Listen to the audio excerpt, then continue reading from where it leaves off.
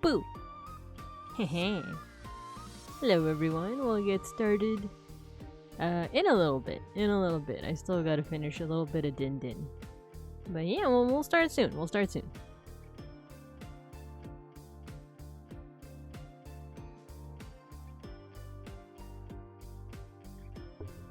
Wings. But if you're not in the room, you're commenting, and who's driving the car? Scribbles! Hehe.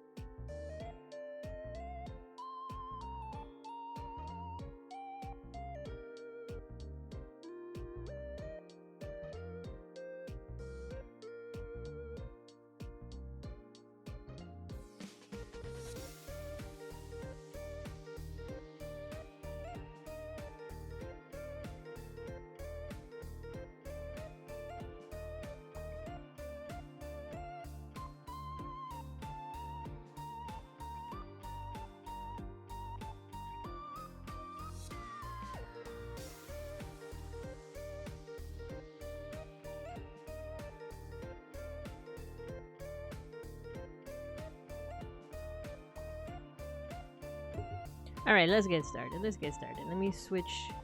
I guess Zatsu. Let's do Zatsu first while I prep some crochet stuff. But hello, everyone. Hello. It's Babinka Bear, artist historian, art historian, and Sunbear PNG tuber. And today, we're doing two things. We're doing a little bit of crochet. For a reason. Basically, the main reason is that I ordered a lot of crochet stuff from this one service that I want to introduce you guys to. I ordered a lot, and I feel like instead of letting them pile up, I should, crochet something. But also, I'm using it as a way to kind of fill the time while we wait for people to just file on in. And then once we have enough people here, we could do some tarot readings. I'm thinking we could do. I'm thinking, should I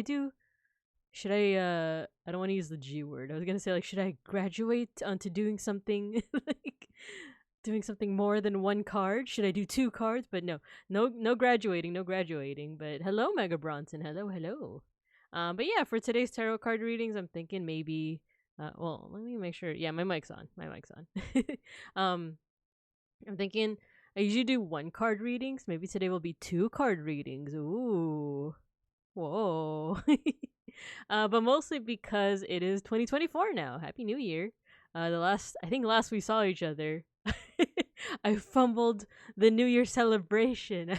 I was gonna put games for you guys. I was gonna shoot glitter out of a cannonball in cats, and and I panicked. I was like, oh my god, there's 1 minute left. Close cats 5.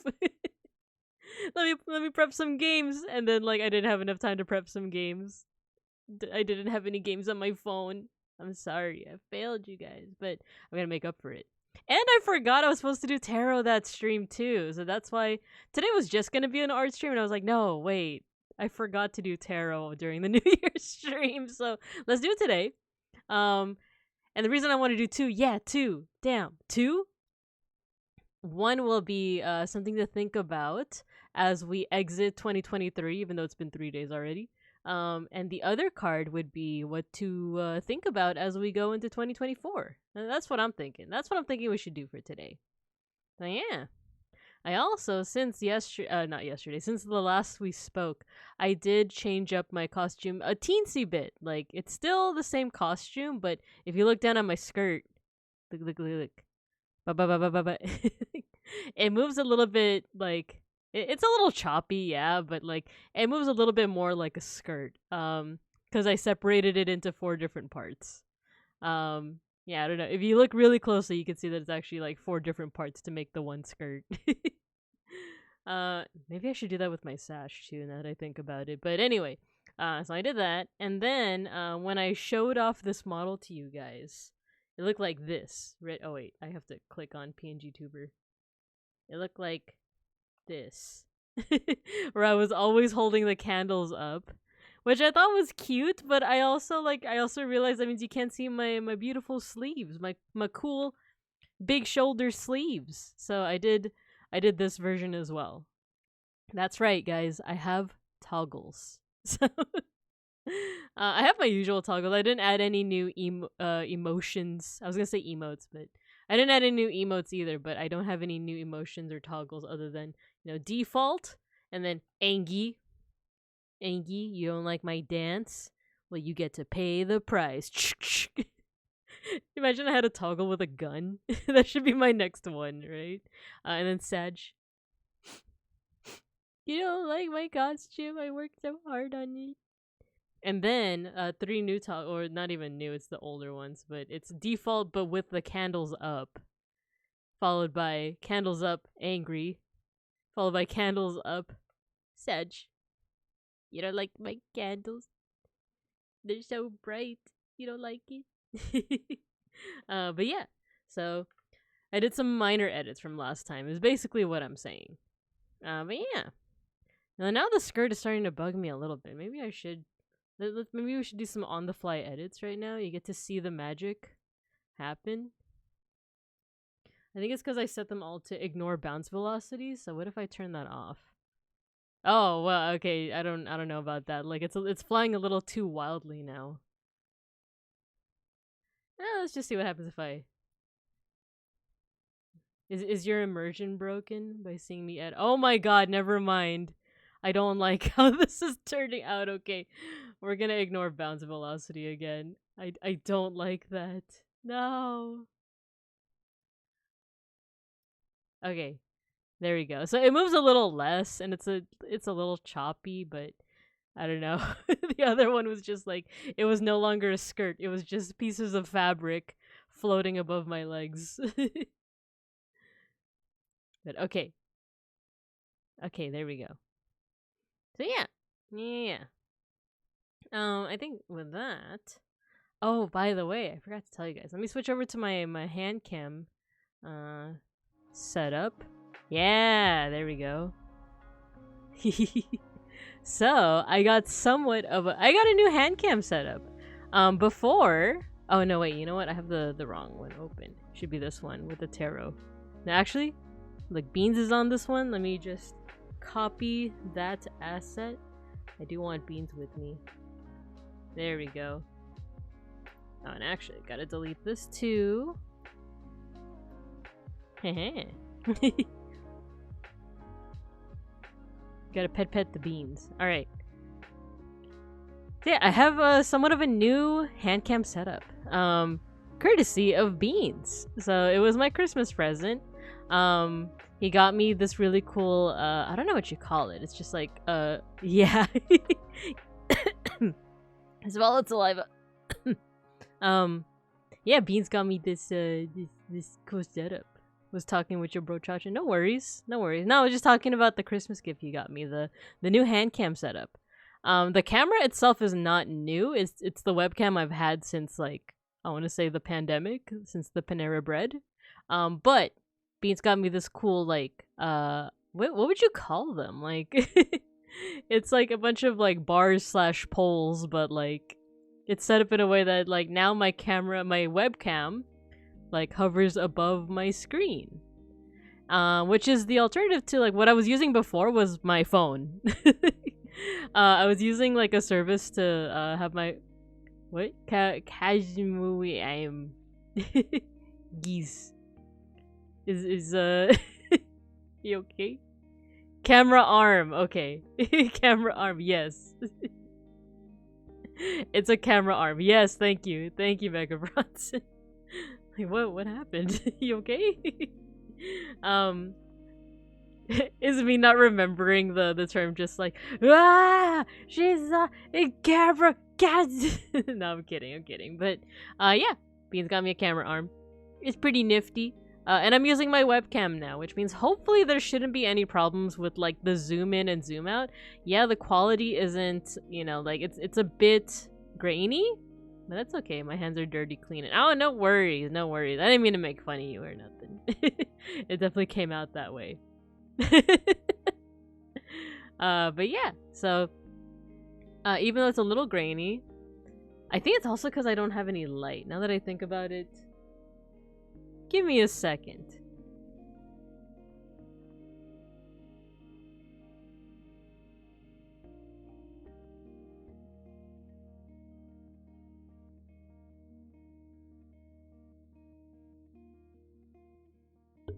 Never mind. There's a lamp right next to me on Beans' desk, but I realize it's not plugged in.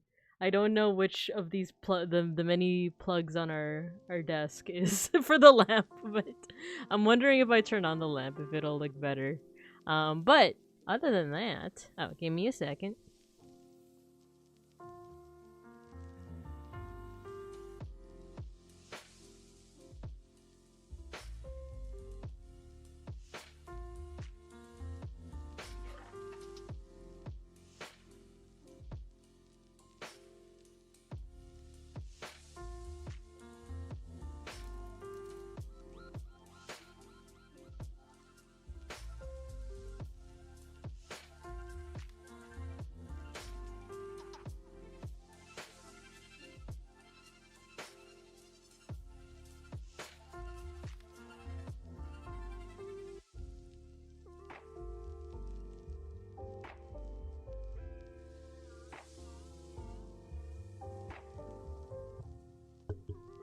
Behold, let there be light.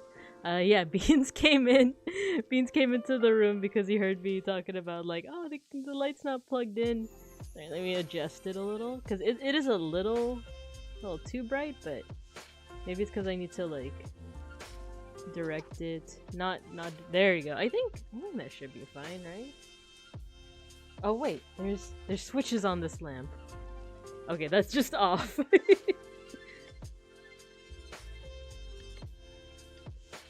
What do each of these do? Okay, I think that dimmed it down. Hello, Kudaketa. Hello. I'm showing off my somewhat new camera setup. I'm using a webcam now for my hand cam. I was using my phone before, which was like, it's a good phone. It's actually like the newest iPhone. But because it was constantly like fighting with like the zoom, it was a little bit rough. Sometimes that's why the quality would go down occasionally.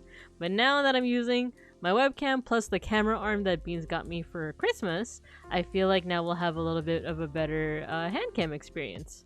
Also, you can see Beans' other gift on screen right now, by the way. Look at this keyboard! Isn't it cool? And it was the switches that he got for me. The keyboard itself he already had. But it was my first time doing the thingy where you like pull out the keys and then replace them with this, and look, it's Christmas themed. Oh no, he got the bots. He got the bots. Delete message. How do I... Yeah, I deleted it, but how do I ban that person? Oh, whatever, if they show up again, I'll ban that person. But yeah, so that's what's going on. We're gonna crochet for a little bit before we get right into the beginning of the year tarot. So yeah, and to show off what I'm gonna be crocheting, meet Albie. There we go. So this is from a service that I think I've talked about before, but it's a service called Woobles. Don't have to ban +1 viewer pog. I mean, true. Very true. Yeah, so it's this service called Woobles. It's basically a service that teaches you how to crochet. And they do it by having you crochet these cute little what's called amigurumis. Which is basically, I'm assuming it's like a Japanese term, but it's basically like these little toys, like these little figures. I have used this service in the past. Let me see if I can grab some of my past creations. I'll show you guys my first one. My first one was so derpy. I'll be back.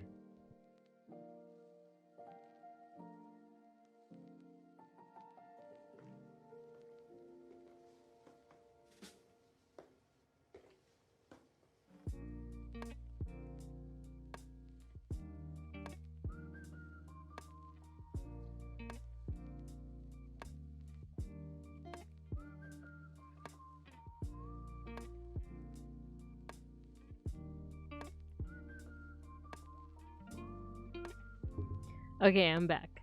So I think I tried out Woobles for the first time. Was it like not even last year, but the year before, maybe 2022? And the first one that I wanted to get was a dinosaur one. However, it was my very first time crocheting ever, and I messed up. And instead of a dinosaur, I got a blob. It's supposed to be a dinosaur. He looks like a blobfish, but like, and I knew exactly how I messed up too. It's too late to fix it, or is it? Oh, his tail fell off. But I ended with a blob. But I wanted to keep him because for me it's like a little like, well, like learn from your mistakes. Am I right? And if you guys want to see what he's supposed to look like, I got another set that is the same design but with just a different color yarn. And his name is Disco Fred. You guys want to see Disco Fred? It's Disco Fred. God, the light is a little. Let me see if I can lower the light a little. Oh, it's orange now. Ah, you guys like Disco Fred? This is actually a really fancy lamp. However, I'm trying to make it so that the light isn't too harsh. Actually, that works.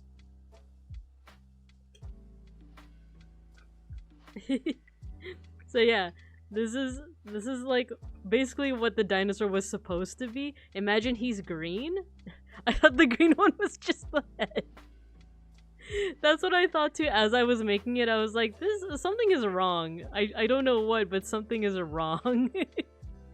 And then I finally got the hang of it with my second crochet set. And then eventually I came back with Disco Fred over here. And he came out a lot better. So, but yeah, this is just... This is like my constant reminder. Not necessarily my failure, but like, look how far you've come. You went from this to this. So yeah, I do wonder... Oh, hello! Thank you for the follow! Cumulus. Hello. So yeah, this is, maybe it is possible to fix this, but... Or should I keep him like this as, like I said, a charming little reminder of, like, my first time, right? Because I feel like if I just, like, cut the thread and I just redo it... You versus the guy he told you not to worry about. No! He's charming in his own way. He's charming in his own way. You see, like, the bulging eyes and stuff? I have another one, too, before we get into Albie. Which I know, Kudekata, you said that you like the the name Albie. Hello! A friend of our teacher go- Oh, cool! Thank you! Oh, I wonder who. Was it Sime? I'm curious. But welcome. Today we're doing a little bit of crochet, and then we'll do some tarot reading. So if you're interested, if you're able to stay for a bit, feel free. Oh yeah, so Mayora and Mire, I know she retweeted as well as Sime. Oh cool, keep the green boy, he's a blob. Yeah, no, I definitely want to keep him. The question is, do I want... The cool thing with crochet is that it's very forgiving. If you mess up, you could just unravel it and like redo it. Because I know, because I've had to unravel a lot of creations in the past. But I want to show you guys another creation that I have. You got time? Awesome. Cool. Oh, it was Mire. Cool. Well, nice to see her. Thanks for dropping by. Thanks for staying too. Awesome. So here's another crochet creation. That reminds me, actually. The idea to do crochet and tarot at the same time, or kind of like in the same stream, I can't claim that I thought of that all by myself. It was taken from Mire. So if you guys, let me actually shout them out. Wait, let me make sure I got the right Want to make sure that I have the right channel name. Because it's Magic Mire.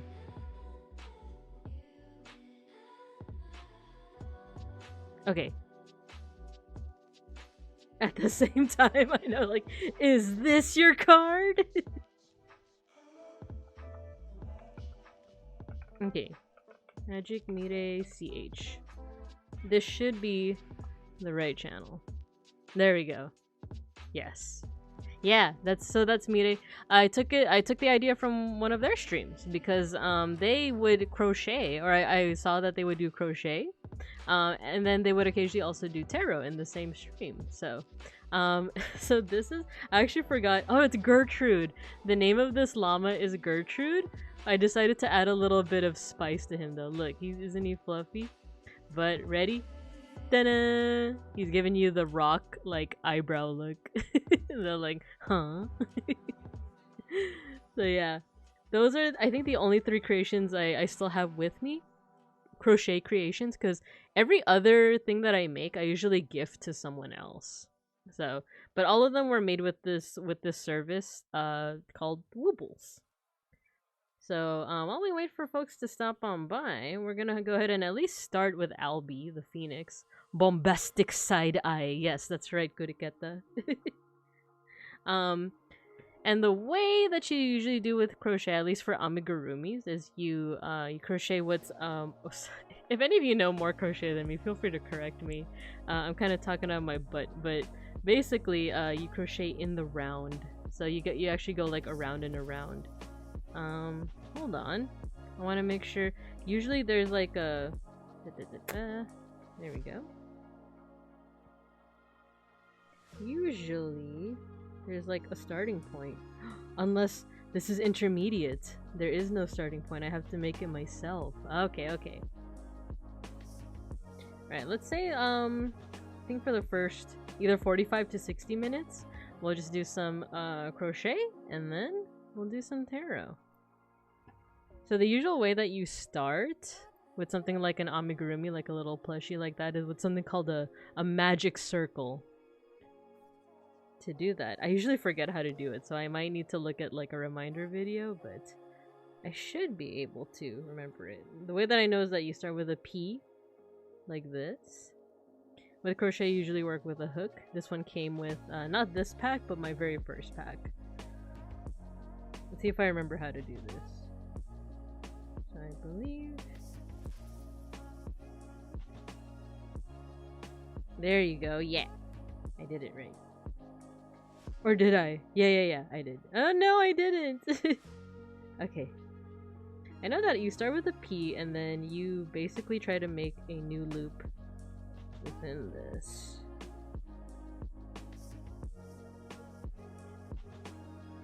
Like that? Yeah, okay, I got it right this time. I got it right. So this is what you start off with.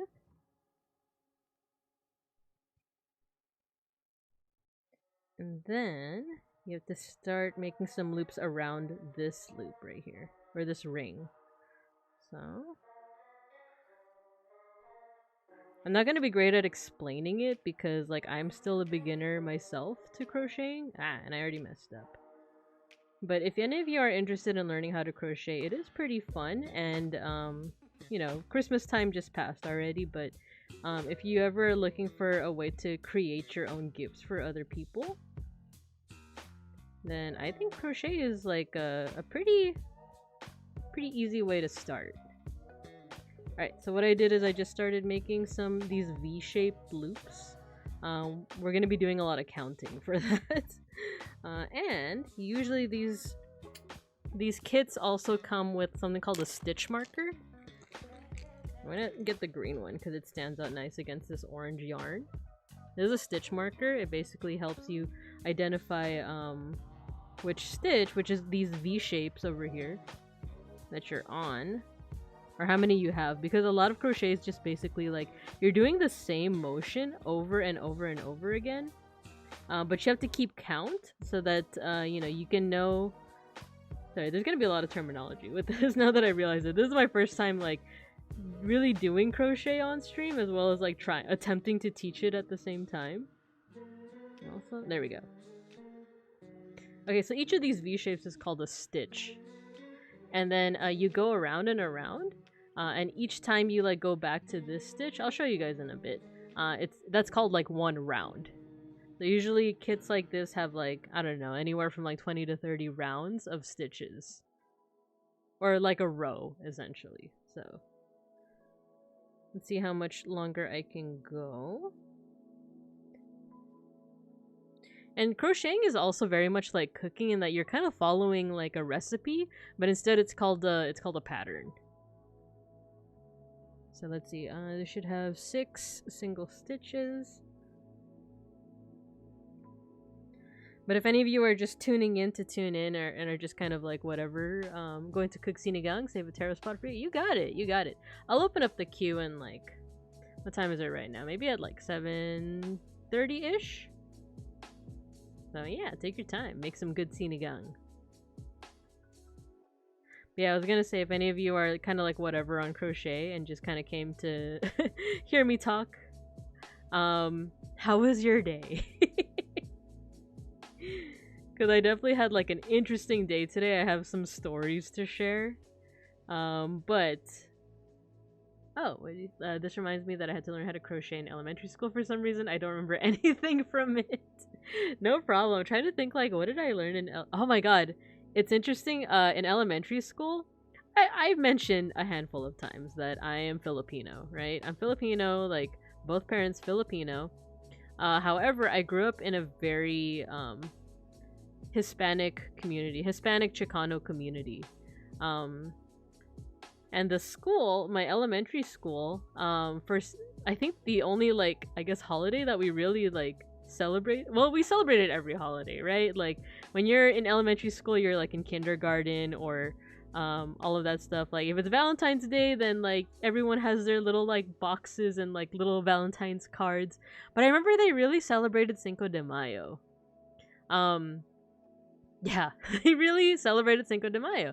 And there would be like, I remember there was like a little dance show where we would, every student, regardless of ethnicity, they would participate in dancing traditional, I guess, like Chicano dances. I still remember some of the steps. I remember one was really hard for me to learn as a kid. Wait, how many stitches is this? 1, 2, 3, 4, 5. One more. I remember the older students, they got to learn the one dance with like the really wavy dresses. I remember being really like, not jealous, but I was like, I wanna dance that one day. I don't think I ever did. You know what? It's a folklorico dance. I believe that's the term. Yeah, the older students would dance like folklorico, and then I just remember, I don't even know if I know the song that. Because I was gonna say, like, I think it was the La Cucaracha song, but I don't think it was that. I remember how it went, though. I just don't know if, like, me singing it will be like, ah, yes, you obviously danced the Firefly song. Alright, so this should be 6 stitches. 1, 2, 3, 4, 5, 6. So this is a round. I just finished the round. So the next one is a bunch of increased stitches.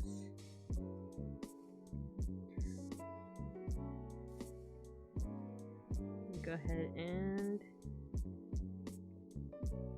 that.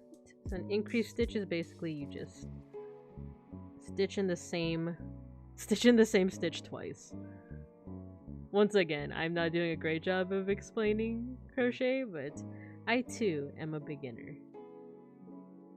But yeah, that's actually something I still remember from elementary school, is learning those folklorico dances.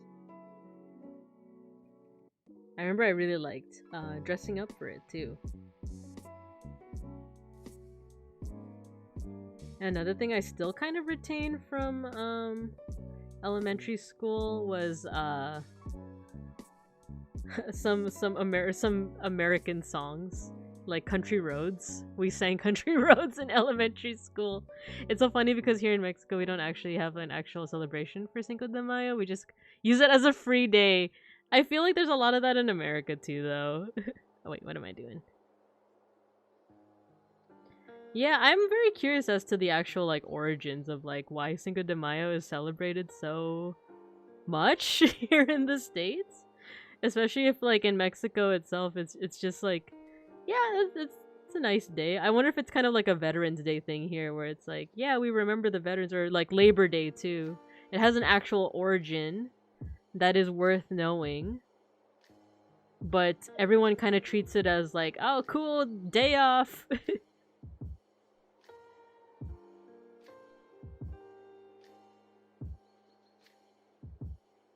Why am I failing so hard at these stitches? There we go. But yeah, in elementary school, we also sang some American songs. Some, dare I say, no, it's not like even like nationalist songs. It was more of just like, you know, country, US pride songs, I guess. But we sang Country Roads. This land is your land. This land is your land. This land is my land. From California to the New York Island. From the Gulf Stream waters. Oh wait, did I already get it wrong? I don't know, it's probably because it's the only military victory we have. I'm sure there were others. I know what you mean though, I know what you mean though. I did take, when I was in college, because at one point my major was history. I did take a History of the Americas class. And it was one of the classes where I think a lot of people like misread the title of the class, because I think they assumed that it was just another US history class, but it was History of the Americas. So like North and South America, which includes Canada, Mexico, Guatemala, Belize, all of those places, Peru, Brazil. Remember, I learned a lot from that class about like that professor really tried his best to like teach all of the Americas. 1, 2, 3, 4, 5, 6, 7, 8, 9, 10, 11, 12. Cool, I have 12. Let's do round 3 is single stitch. Because he started off with like pre-colonial, or rather like pre-Columbian stuff. And then he went into like, he tried to like cover a lot of like Chicano Latin American history. He tried to cover Mexico, which was like, I want to say the bulk of the curriculum. Guatemala, so like, you know, Central America. But I think he also tried to cover Brazil and like Colombia, Ecuador, and like it was a lot. And this guy, like, I'll say like a disclaimer is that he was, you know, a white guy, but he really tried his best, and he was even like, you know, like, I'm a white guy, and like my knowledge of this is like not exhaustive. In fact, everything that I'm telling you right now might be out of date. Like, I might just straight up be wrong, but at the very least, you know, like, gold star, you tried. Plus, he was just a really good lecturer. He knew how to like put a lot of character and a lot of like kind of drama into his lecturing.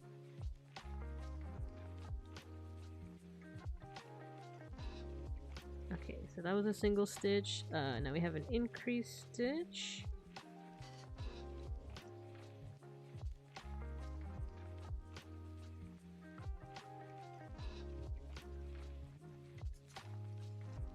But now that I think about it, do I remember anything from that History of the Americas? Other than, like, the pre-colonial or the pre-Columbian stuff that he talked about. Because he, like, because of him, there are names that I recognize from, like, Latin American history, like Pancho Villa. But if you were to ask me any details about them, I'd be like, shrug. Sorry, don't know. Okay, single... or double single. Let's do increase.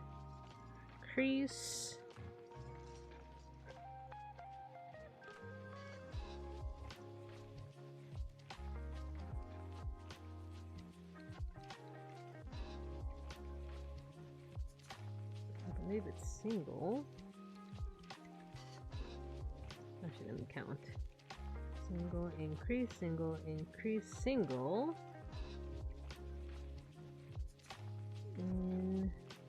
increase.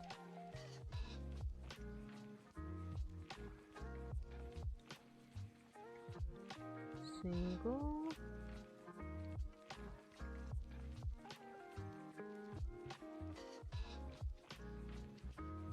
Increase.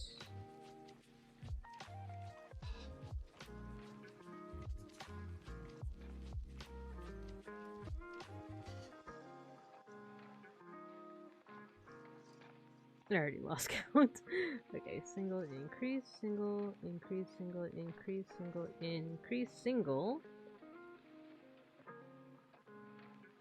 increase.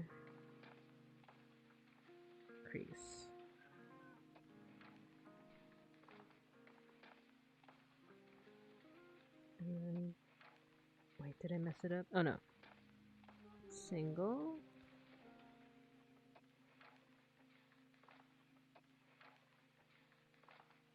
Increase.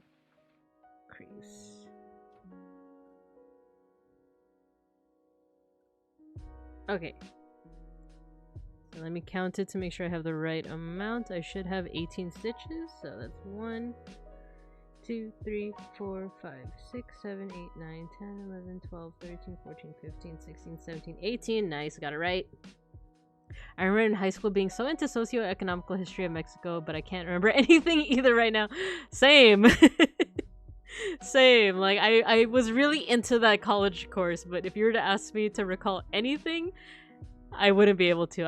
I can recall the Olmec heads, and that's about it. And now, because of like other classes, I know a good amount, and because of my work, I know a good amount about, like, you know, Aztec Maya culture, but I don't know nothing else. Like, unfortunately, I know that the location where I'm at used to be owned by Mexico. That's why we have a lot of Spanish place names, you know, like Los Osos. By the way, I found out that Los Osos is an actual place. Whenever I say Los Osos, I hope you guys know that I mean it as like a pseudonym for where I actually live. I don't actually live in the IRL place that is referred to as Los Osos. Okay, I'm going to do, I think, 2 more rounds. Oh no, 1 more round, and then we'll get into the tarot. I know that Mega Bronson also wants a slot for tarot, so we'll be mindful of that. So what is next? 2 single stitches. Alright.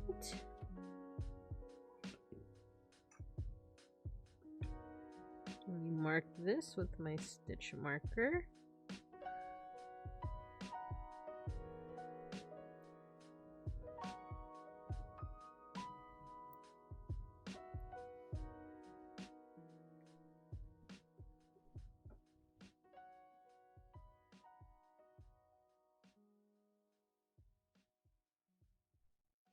Okay, so that is 1.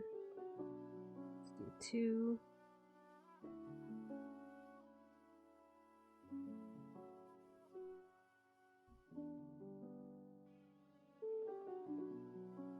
And then increase stitch.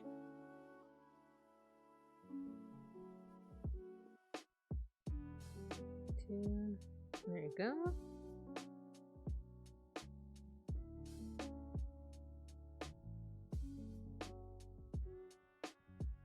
And then 2 single stitches. 2.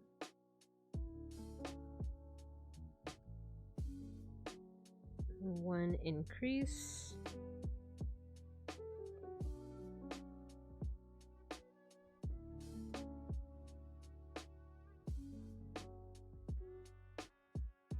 By the way, I remember you saying that you played Cyberpunk 2077. I love Cyberpunk 2077. I don't think I got all the achievements, not yet at least, but I am pretty addicted to it. I also I have to make sure that, like, when I crochet, it's like visible to the camera. I feel like I'm always holding it like right here. I love Cyberpunk 2077, and the reason I don't play it on stream is because, like, I mentioned this before, I cheese it. Like, I like to play stealthy, but whenever I get caught, instead of just, like, being like, fuck it, and, like, gun everyone down, I just restart. Because I want, like, sometimes, like, has this ever happened to you if you've played Guriketa, where you, like, you just, like, go into, like, a mission guns blazing, and then, like, as you're going through it, it's like, oh, wait, that would have been a good spot to, like, sneak. Or this would have been a good, like, this is the... I know where the camera is. Like, I really could have just hacked that camera and, like, snuck through everything. So I'll see that, I'll be like, you know what, let's just restart. And I'll play it stealthy, which is slower, but in my opinion, it's funner. The thing is, I don't even play, like, a straightforward stealth build. I play,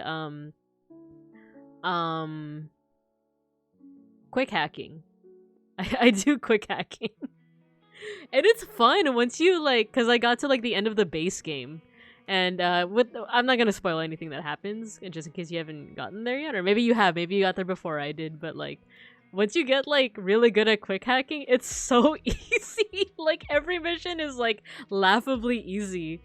Which, like, you know, in most other games that does feel cheap, but, like, because I don't know, it feels like there's a really good, like, progression to it, that it's like, yeah, I feel like I deserve to be fucking god mode with, like, with my quick hacking. After all the suffering and all the resets I had to go through. And then I did start the DLC, but I haven't finished it yet. And what I kind of like is that, like, with the update, they kind of, like, restarted everything. But it didn't make me feel bad. It didn't make it feel like a waste, because now it's like, oh, you still have all your points. Now you can just put them into different things. I still put them into quick hack. Just because I love the quick hack. Quick hacking is so broken, even though they nerfed it in... Yeah! They did nerf it, but it's still really broken. So yeah, I cheese it. I don't know if that would be an enjoyable experience for people to watch, for me to just cheese the missions, but also I feel like, I don't know, like, with games I really like, I do want to take my time with them, and I feel like as of right now, I'm still not quite at the point where, like I'm comfy with you guys, especially, like, the regulars like yourself, Matthew, Mega Bronson, Beans. Like, I'm really comfy with you guys, but I don't know, for some reason with games that I really like that I know I'm gonna take a really long time, I feel like, oh, I don't want to bore you guys to see me, like, go through all of the... Because I'm also very completionist. I don't want to bore you guys into, like, me going through, like, oh, here's side quest number 382. Oh, I messed up, time to restart. So, I don't know if that'll be an entertaining experience. If you guys are interested, maybe I'll consider streaming it, but I don't know. We'll see, we'll see. But, let's see. SC, increase, SC, increase.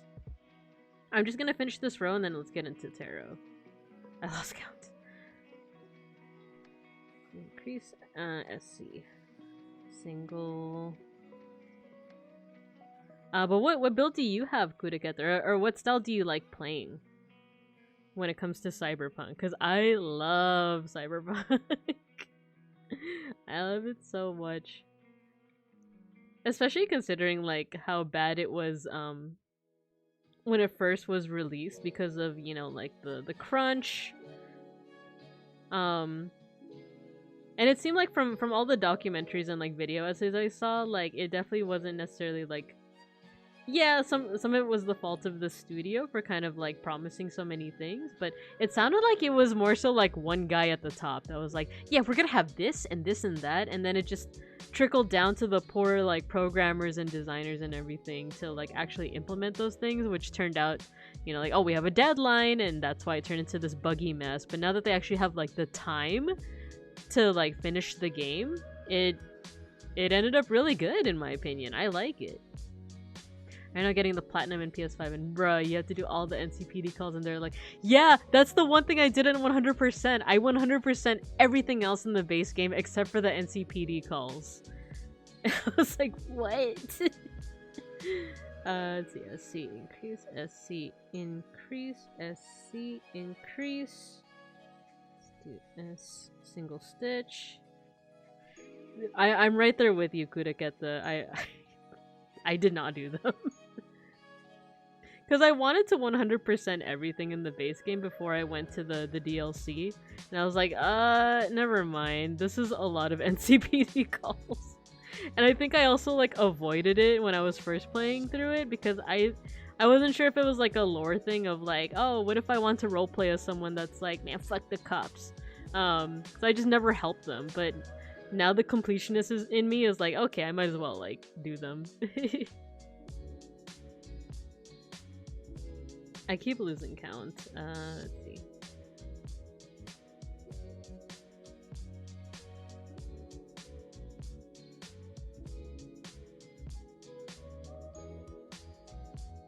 This is a single stitch.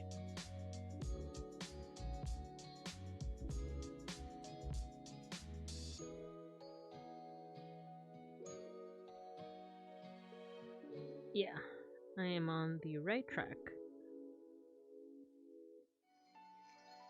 Increase.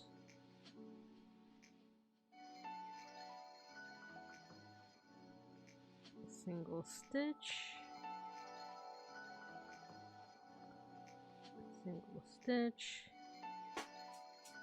And double stitch. Or increase, rather.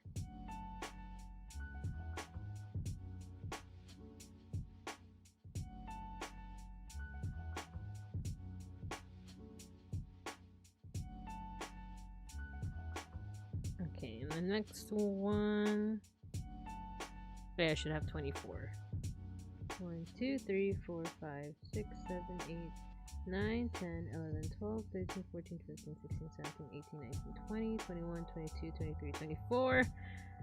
Got it correct. Okay, I'm just gonna single stitch into the next row and then we'll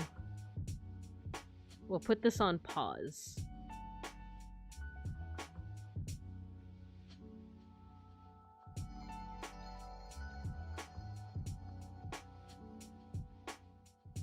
Alright, so this is what we got so far. I should tighten this a little bit more. Yeah, so we got the beginnings of Albie over here. Alright, let me see what you wrote. Could get the... in this current playthrough, I did all the fixer gigs with stealth and quick hack, but now I'm just doing NCP. I'm just blasting through them with Johnny's gun and one of the iconic... Okay, honestly, same. I think after completing all of the fixer and like main missions and getting so OP with quick hack, I am just doing like guns blazing of like, oh, I just need to kill these people, okay. Because I used to play very cautiously. I think my go-tos, oh, what were my go-tos? It was like the really basic quick hacks. It was like, is it Spark? Or I'm gonna look it up now. Quick hacks.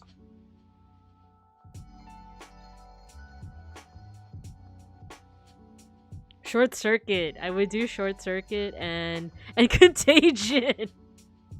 Because like once they're like fully upgraded, like short circuit, even though it's like one of the most basic ones, it got really OP. And then like contagion, if you just have a group of people, you just need to like do contagion. And I like that, like after a while you can reinfect people with contagion. That was so funny. I never use like the I never use like overheat or like the ones with like the big costs until much later. Cyber psychosis was also fun. I would inflict cyber psychosis, and like I think that's like usually one of the first things I do was like once I like kind of maxed out quick hacks, cyber psychosis, wait for the person that went psycho to either die or like kill everyone and then themselves. And then just go in and like, whoever was left over, I just like short circuit or contagion them. I used to be really cautious where I'm like, okay, I want to make sure that like I like stealth kill them only when I know for sure no one is gonna see me. But with the NCPD missions, it would be like I wouldn't cheese it at that point. I would just be like, oh crap, they saw me. Okay, everyone dies. Oops. Yeah, oh man. I realize the way that I talk about cyberpunk is very much the way that like other folks like Ruse and Randon talk about like WoW or D&D. I'm just like, well, first I cast Quick Hack, and but yeah. So basically, a pistol dash and Quick Hack build. Nice, nice, nice. Okay, let me adjust my mic a little bit.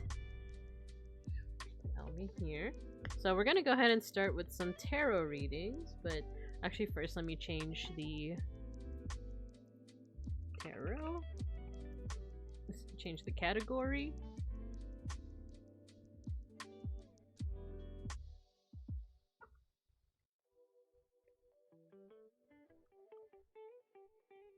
I'm not gonna open up the queue yet because I actually want to do a reading for myself.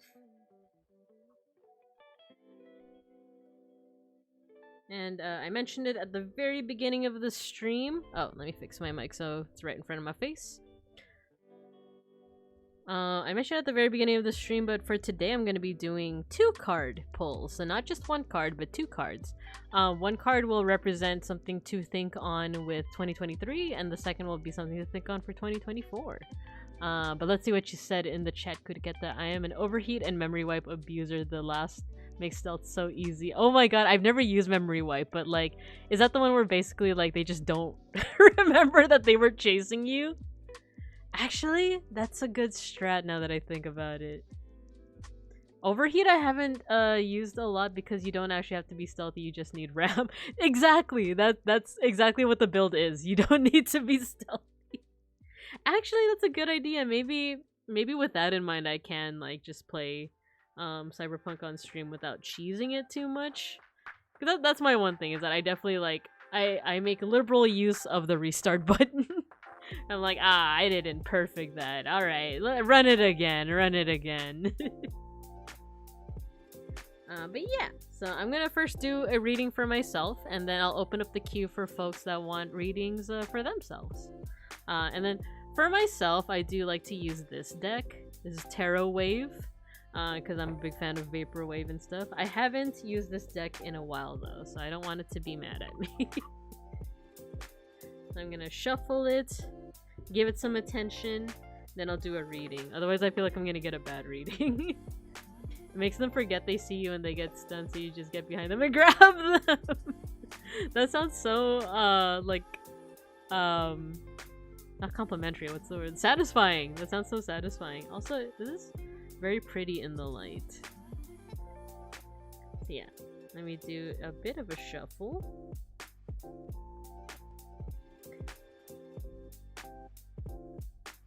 So once again, doing a reading for myself first. You know what I would like is a full tarot deck from Cyberpunk, because they have the graffiti tarot, and they have what is it, Misty, the one who like does tarot readings. I like that, but I don't think they've made every single card. They've made all of the major arcana, but they haven't made like, you know, every single deck of the minor arcana. So far. I know with the DLC, they kind of like started with, I think they did like the kings of each suit. But yeah, I want more. I want like the whole deck essentially. There we go. Almost fell. The cards almost fell out of my hand.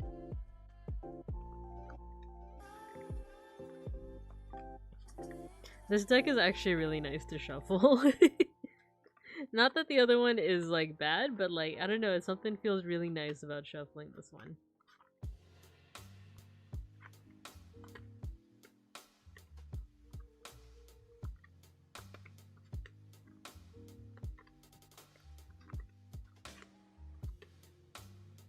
Hello, Sime. Hello, hello. Let me make sure that my mouth is right in front of the mic. Yeah, we're doing some tarot readings right now. I was doing crochet earlier, and I might do it after we do some tarot readings today as well. But for now, I'm starting off with a reading for myself. And then I'll open up the queue for you all. We're doing 2 card readings. 2 cards.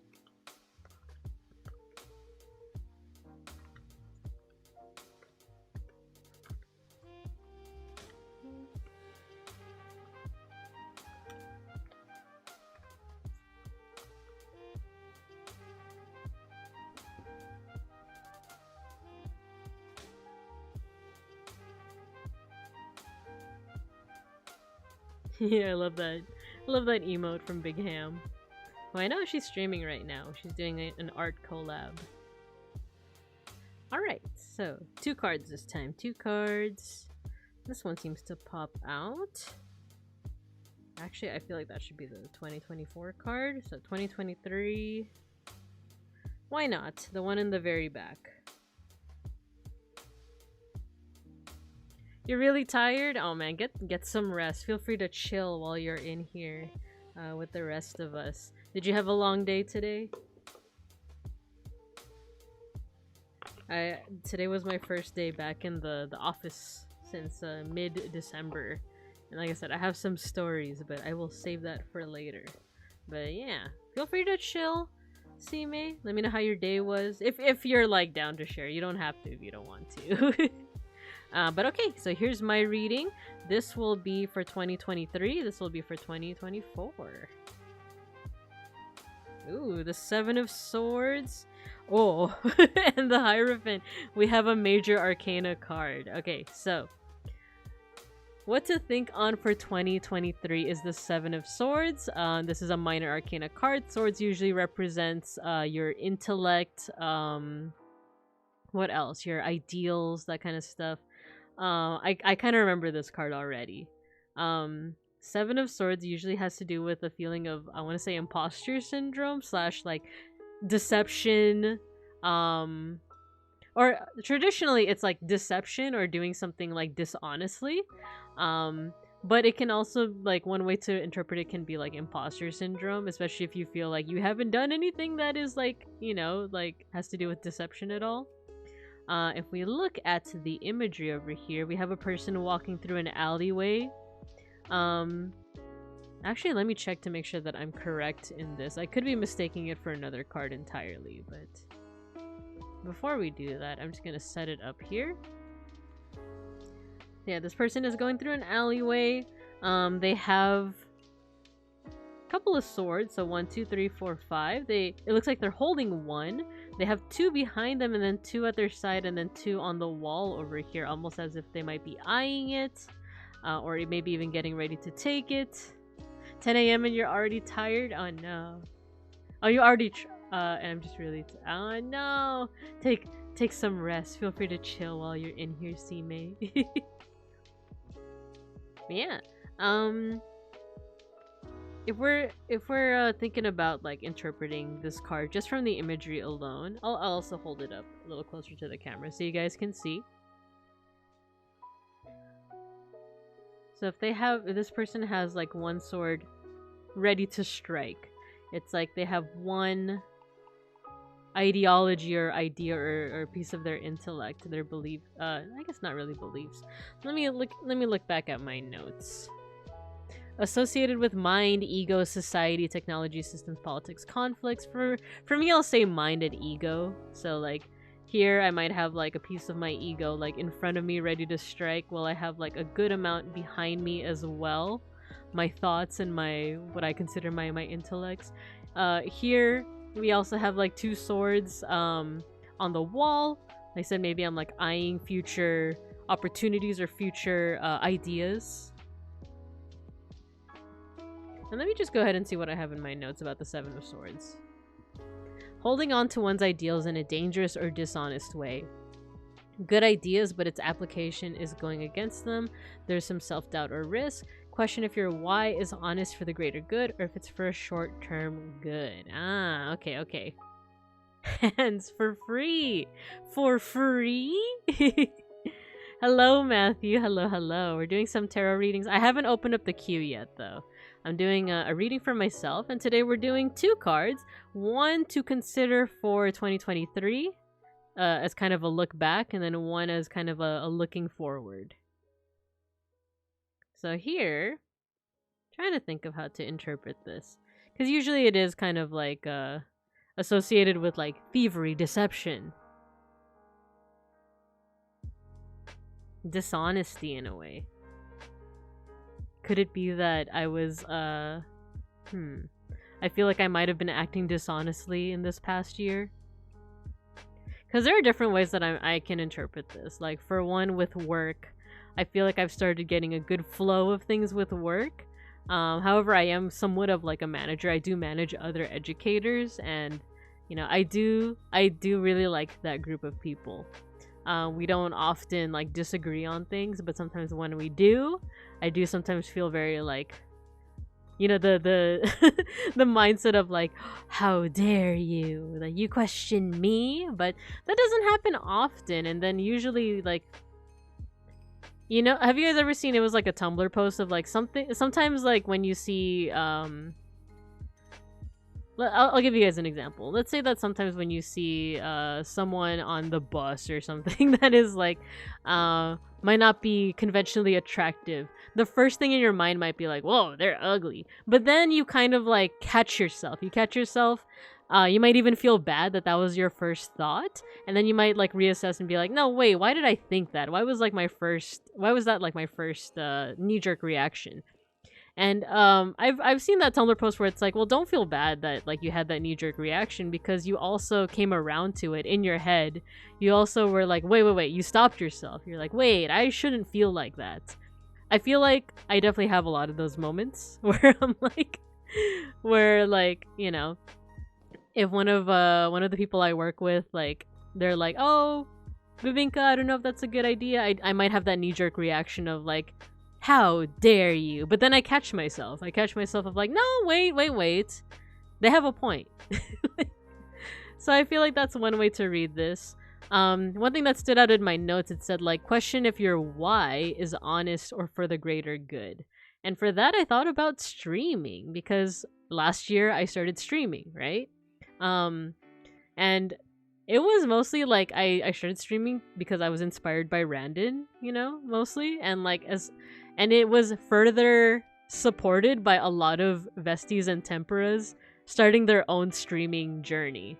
So like for me, it was really fun, and like I'm still here streaming with y'all. And it's a lot of fun, and I've enjoyed it a lot. But there is also, like I said, that knee-jerk reaction of like, am I doing this for the right reason? Am I doing this because I want the attention?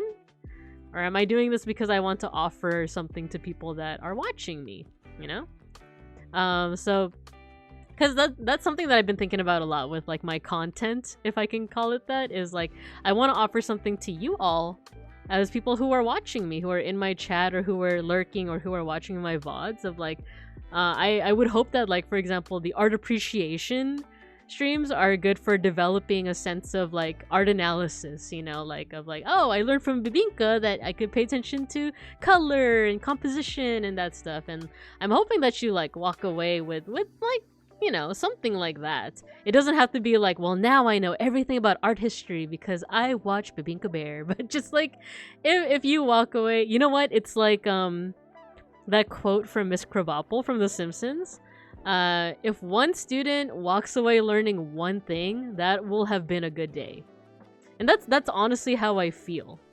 Is that like, if you guys walk away like knowing at least one thing, like that will have been a good stream, in my opinion. So like that, that's what I want. But like, there is that part of me that's like, or am I also just streaming because I like the attention? I like talking to you guys, and I like that you guys are here to listen to me ramble about stuff, So I think that's one way to also interpret this, is like, maybe really think about like how I started streaming, and like, is my why of streaming as wholesome and good as like, I want to be the next Bob Ross, but a bear Ross?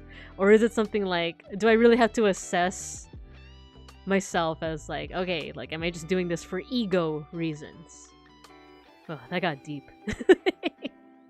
That got a little teensy bit trauma dumpy as well, so dumpy? The key? But yeah, that's how I'm interpreting this card. I know that you've been chatting, Matthew. Let me go ahead and read it. Just like me, for real, I feel like I'm thinking of doing it because I want to make friends. No, that's an excellent reason too, right? Make friends. And I feel like I've made friends with you guys. I'm so parasocial, I'm becoming a streamer to hang out online. I don't think that's parasocial. I think, like I said, that's very valid. I think most reasons are valid though. Yeah, I would agree. And I'm just grateful for the time I have with y'all. So yeah, that's my mini trauma dump with the 7 of Swords. So, for 2014. Why did I say 2014? For 2014, we're going back in time, y'all. We're all back on Tumblr. And I'm back in college and we're all reading Homestuck together. But for 2024, we have the Hierophant. This is an interesting one because this is a major arcana card, and it usually is marked by like a return to tradition, or like I don't know, yeah, like traditional values. You associate this. Usually, this card is okay. The light is a little too like blinding on it, so let me. Trying to think of like also it has like this like interesting, it's not holographic, but because it's like vaporwave, let me see if I can adjust. Too bright. Can I dim it? Oh, I can dim it. Okay, this lamp is so cool. Yeah, it's usually associated with like returning to traditional things or returning to like familiarity. Yeah, like the meme could get the like reject modernity, return to tradition. So it's interesting, and in terms of like the visuals here, this is a vaporwave based deck. So like this is actually a Greek statue that is featured in like one of the most recognizable vaporwave songs. It's called like Lisa Frank 420, and it's seen as like the kind of most well-known like vaporwave song back in the day, back when vaporwave was still being established. So it could be just like a return to like familiarity, not necessarily tradition, because usually when people say tradition, it's like, oh, like the Catholic Church or the government or stuff like that, but not necessarily. It could just be a return to any kind of like roots or like things that, you know, are kind of long practiced. So if this is what I should be thinking on for 2024, this could be saying like it's not necessarily a bad thing to have new ideas and try out new strategies and stuff, but it might be best for you to just kind of go with what you've been doing. If it ain't broke, don't fix it. That's what I'm getting from this, is like not necessarily like don't try any new things in 2024 ever. It's more so like you might find a lot of solace and a lot of success maybe by just doing what you've been doing. You don't necessarily need to reinvent the wheel when it's too unnecessary. And like going back to like my work life, I feel like there's a lot of I really like the, how do I say this, philosophy of like me and our team of teachers. We usually come together and we talk about like, okay, how was that teaching session and like what are ways that we can improve. I think that's a really good thing. But sometimes we go really outlandish and it's like, what if we just completely redo this presentation and focus on something else? And sometimes that can like it could be really good to get everyone's like brain juices going, you know? like yeah, we have a new project, everything is nice and fresh. But sometimes that does run into trouble where it's like, well, now we don't have time to develop this whole new curriculum. We have a class tomorrow and we have nothing prepared. In that case, like, you know, there was nothing wrong with our curriculum to begin with, so why did we feel the need to quote-unquote fix it, you know? We could still adjust it, we could still make sure that it's, like, up to date and stuff, but, like, why remake the wheel when what we had was fine, you know? Considering the world situation, yeah, I can see that. Yeah, so, like, it seems like this card is kind of, like, yelling at me to be like, you know, if it ain't broke, don't fix it. If you have familiar ways of doing things, just stick to them. So, you know. And yeah, like Sime said, with like how much the world is changing. Maybe this is fine. This is fine to do. In fact, like during today's work meeting, today was my first day back in the office since like mid-December. And in our meeting, our like boss was like, yeah, this is gonna be a pretty big year for change. There's a lot happening this year. So maybe like if the rest of the world around me is changing, then at the very least I can be a constant. I can be like a source of like familiarity. So I think that's how I'm gonna interpret this this card. But yeah, those are my two cards. I'm actually going to take a picture, but just so that I don't accidentally show you guys my phone, I am going to briefly put my screen away. Because I usually take a picture of my own thing. Hello, Elle. Hello. Welcome. Thank you for the raid. I'm just taking a picture of my tarot reading. I did hide my screen just so I can take a picture. So let me go ahead and put that back up. Yes, welcome raiders. Hello, hello everyone. So if you don't know who I am, I'm Babinka Bear. I'm a artist, historian, art historian, and Sun Bear PNG tuber. And today we were doing a little bit of crochet earlier, but now we're going to be doing some tarot readings. We're doing 2-card tarot readings. Raid Shadow Legends. Is there room for one more? Yeah, I haven't opened up the queue yet, so for sure I wanted I know that Mega Bronson wanted a slot, so no matter what he gets a slot, but I think I did put the limit at 5, but we'll see how things turn out. I might have more energy for more readings. But yeah, so I just did a reading for myself. The reason why I'm doing 2 cards, by the way, Elle, is that one is to think about for 2023, like the year that just passed, and one is to think about for the future for 2024. So with that, I'm gonna put away the Tarot Wave deck. Maybe one day I'll do a reading with it for you all with this deck. But for now, I'm gonna stick to this deck. Tarot of the Divine, the one that I've been doing readings with. So now the camera is getting some focus problems, unfortunately, but we'll just roll with it. By the way, can I show you guys something before we get into the tarot readings? I just ate. I had a really good poke bowl, but Beans and I went to a vegan Mexican place recently, and I was like, I'll get something for later, Bubinka. I want to show you guys what I got. You guys ready? You guys ready? It's a little messy, yeah, but...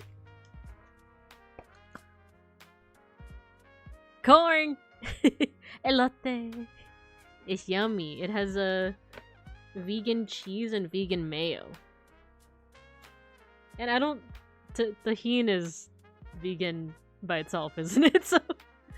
So it'd be more alarming if it was like, yeah, now we have vegan tahini. It's like, what?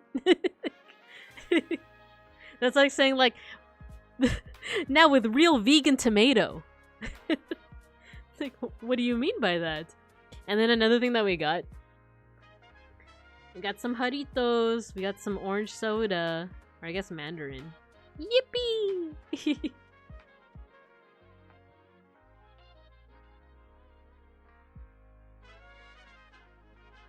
I wanted to hydrate real quick. And that's why I showed that off. Okay, I'm gonna go ahead and open up the queue. For now, I'm just accepting the first 5 people. Jarritos, yes! Kuriketa, do you have a favorite flavor? Mine is the mandarin. I've had the tamarind before. I didn't like it as much, but it was still good, you know? So I'm sorry if you're about to say like, yeah, tamarind! Yeah, I'm gonna go ahead and open up the queue. So if you guys want to join, go ahead and type !join. There we go, queue is now open, and I believe if I put tarot, it should also have the directions. Yeah, there you go. Cool, Elle, you got one? Oh, you love tarot? I'm so sorry, Kuriketa. I'm so sorry.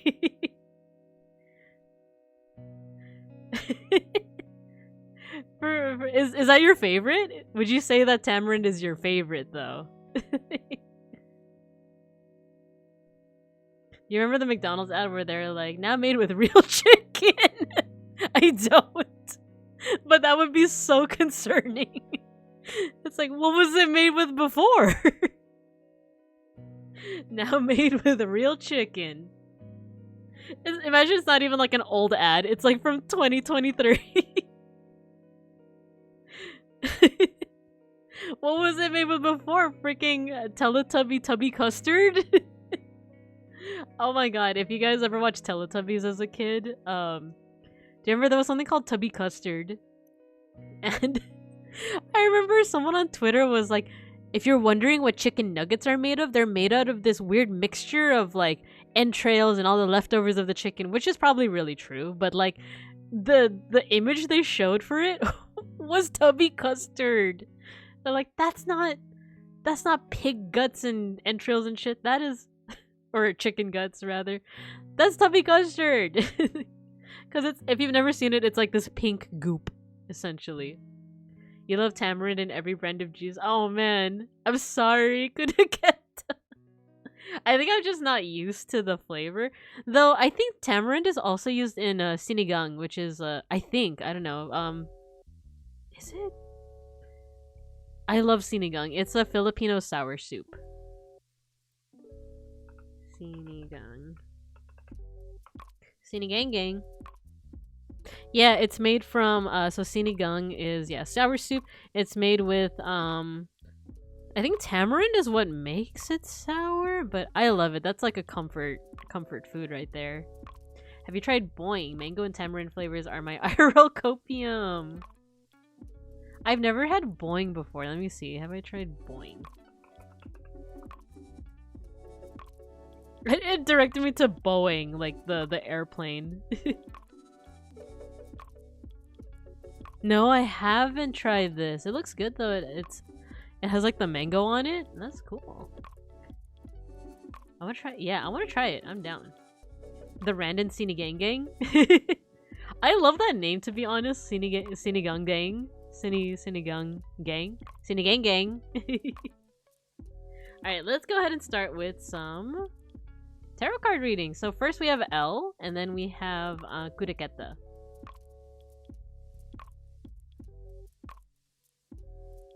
Yeah, if you guys are ever in a position to try Jaritos, the soda is so good. It's so good. Alright, so we'll be using the same deck we usually use for our tarot card readings. I really have to visit my mom again to do my nails now that I'm looking at it.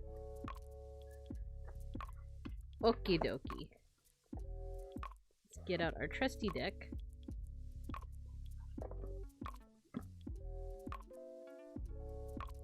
Alright, first one up is L. Let me just put it in the chat next.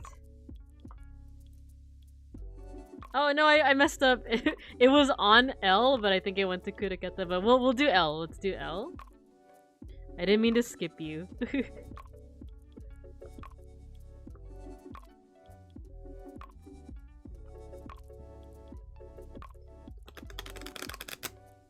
Alright, and the first card... Well, I still gotta shuffle this.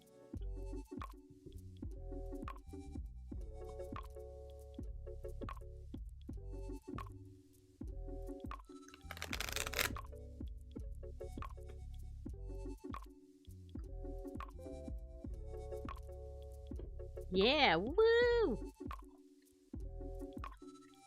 Speaking of woo, yeah, woo! For any of my tempura in the chat, did you guys hear about Haka getting a new outfit? Pretty exciting! I'm pretty curious as to what his outfit is gonna look like, and if anyone else is going to be getting new outfits. I did hear, just from tweets, I haven't actually watched the stream, but like Altair said that he's not getting an outfit, or like rather like to wait patiently for his next outfit.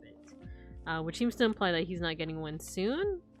But that's, you know, I understand that people might not be happy with that, but I think it'll be worth the wait regardless. That being said, super excited for Haka.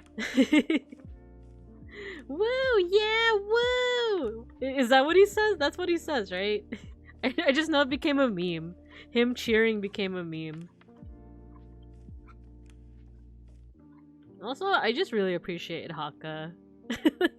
He's the one that took care of the Magmites and the Vesties during the hiatus slash lead up to the graduation.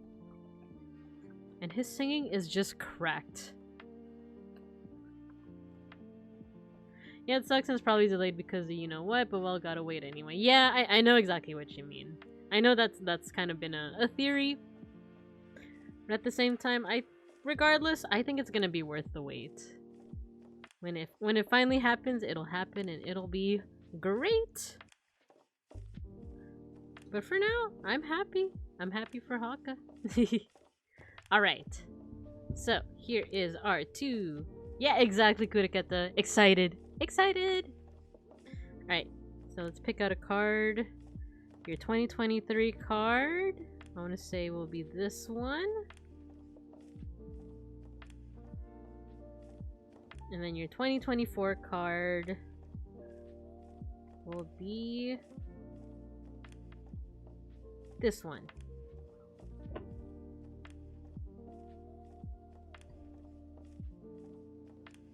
Alright, so 2023 for L. Ooh, ominous. You got 2 major arcana cards. You got, hello, Scorpio Blackheart, welcome, welcome. Yeah, we're doing some tarot card readings right now. I have this. Oh, you have the same deck. Awesome, cool. I love this deck a lot, just because, like, you get to. Okay, sorry, my light is freaking out right now. Thanks for joining, Scorpio Blackheart. Yeah, I love it because, like, it has the mix of, like, the traditional tarot imagery with, like, folklore and mythology from around the world, or religion from around the world. So it provides some really good readings. So thanks for joining the queue. So we are first doing a read with Kiki Loading with L. And you have Death. Ominous. You have 2 major arcana cards. One of them is Death. Don't worry, this doesn't mean that you're gonna die. After all, this is the card that we're using to kind of review 2023. Usually Death is associated with, like, I usually say just transformation. However, it was reversed. And then for 2024, we have the Chariot, which usually has to do with, like, fast. The way that I usually try to remember it is just like a fast trajectory towards a goal. But let's go ahead and dissect it by looking at the imagery that we have. So here we have the Death card. Once again, I'm just gonna adjust the lighting a little bit because it's a little too harsh on the cards. Let's see if it'll focus. Can you get some focus, camera?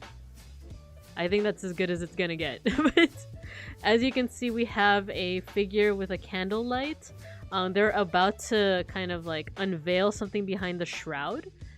Here it looks like it's just a hand, like a human hand, but the shadow cast by the candle shows us a skull. You know, I am wondering what myth this is originating from. I kind of want to say Psyche and Cupid, because in the story, Psyche is kind of like unveiling, or like she's trying to like find out who her lover is, and it's revealed to be the immortal god Cupid, which, you know, ends badly for them. But I don't know if that's what this is. I do have the book. We're gonna look it up, but for now, let's go ahead and do a little bit of art analysis. Like I said, she's unveiling kind of what might be the truth over here.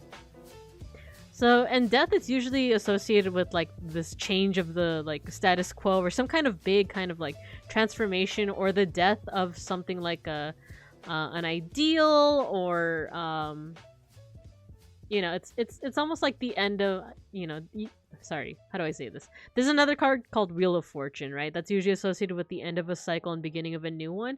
Death is kind of similar in that way. Like death happens so that creation can happen afterwards. Like in Hinduism, that's usually there's like a god of destruction. His name is Shiva.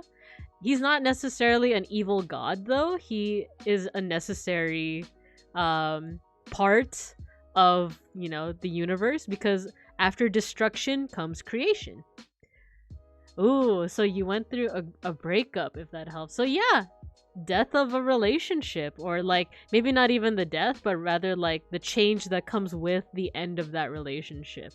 However, one of the big things is that this is reversed. So that means that like this might get really deep. Let me know if it hits a nerve or anything, but like think of it as like, instead of death, it's like either something that is still living but kind of needs to die or get closure, essentially, or something that is undead. Not saying like, you know, zombies or vampires or anything, but rather like something that does need to be put to rest, you know? So maybe something is prolonging longer than it should. Even if your relationship had ended last year, perhaps there is still something that is lingering from that needs to be put to rest, that needs some kind of closure. If we do some art analysis as we look at the deck, Trying to see here. Now this figure over here, she is at the top, and then the skull is at the bottom. I'm trying to see how I like ways that we can interpret that. Like, you know what? Like the way that I'm personally interpreting it is almost like, you know, death is at the bottom over here, but it's still very much visible, almost like it's still in the back of your mind. It might even be like, so if it were right side up, death is right here almost. If we interpret the red shroud, the red curtain to be like your mind, death is at the forefront, so you're very much aware of it. However, here, if it's upside down, it's almost as if like it's not at the forefront, but it's still there. It's almost like this like feeling in the back of your head that won't leave you alone. So that does kind of go into the whole idea of it being like something that has been left without closure, you know? It's still in the back of your head. It's still bugging you. Yeah, and Scorpio Blackheart says maybe it's looking in the future rather than the past. Ah, I like that. And feel free, if any of you have any alternative interpretations, let me know. I'm still pretty much a beginner when it comes to tarot, and the Chariot is moving on. I like that. I like that. So, L, if you also want to take Scorpio Blackheart's interpretation as well, that's another way to look at it. Let me go ahead and look at... the guide that comes with this deck.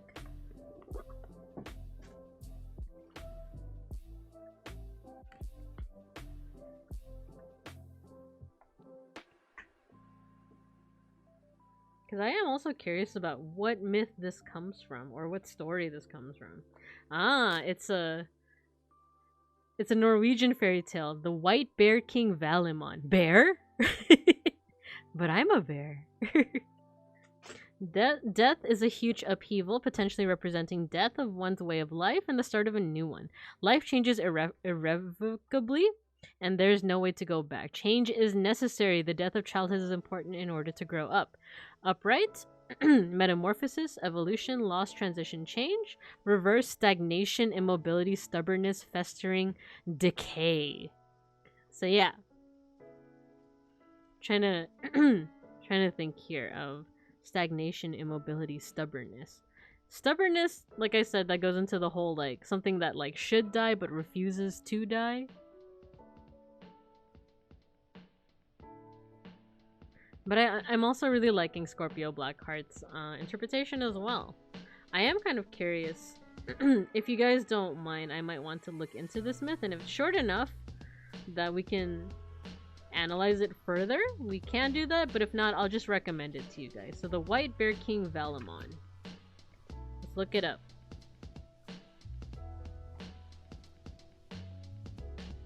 White Bear King Valimon.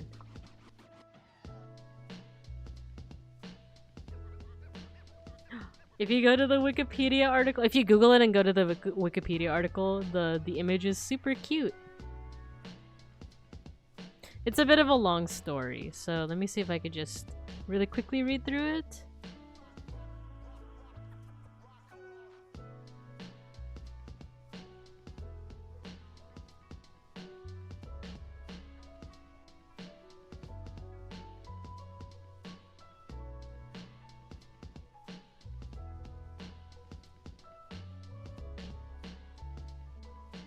By the way, here is the Wikipedia article that I'm reading. And then L, you say, I'm definitely in a state of change, lots of things shifting. Ah, understandable, understandable. So this is the story that the card art is based off of.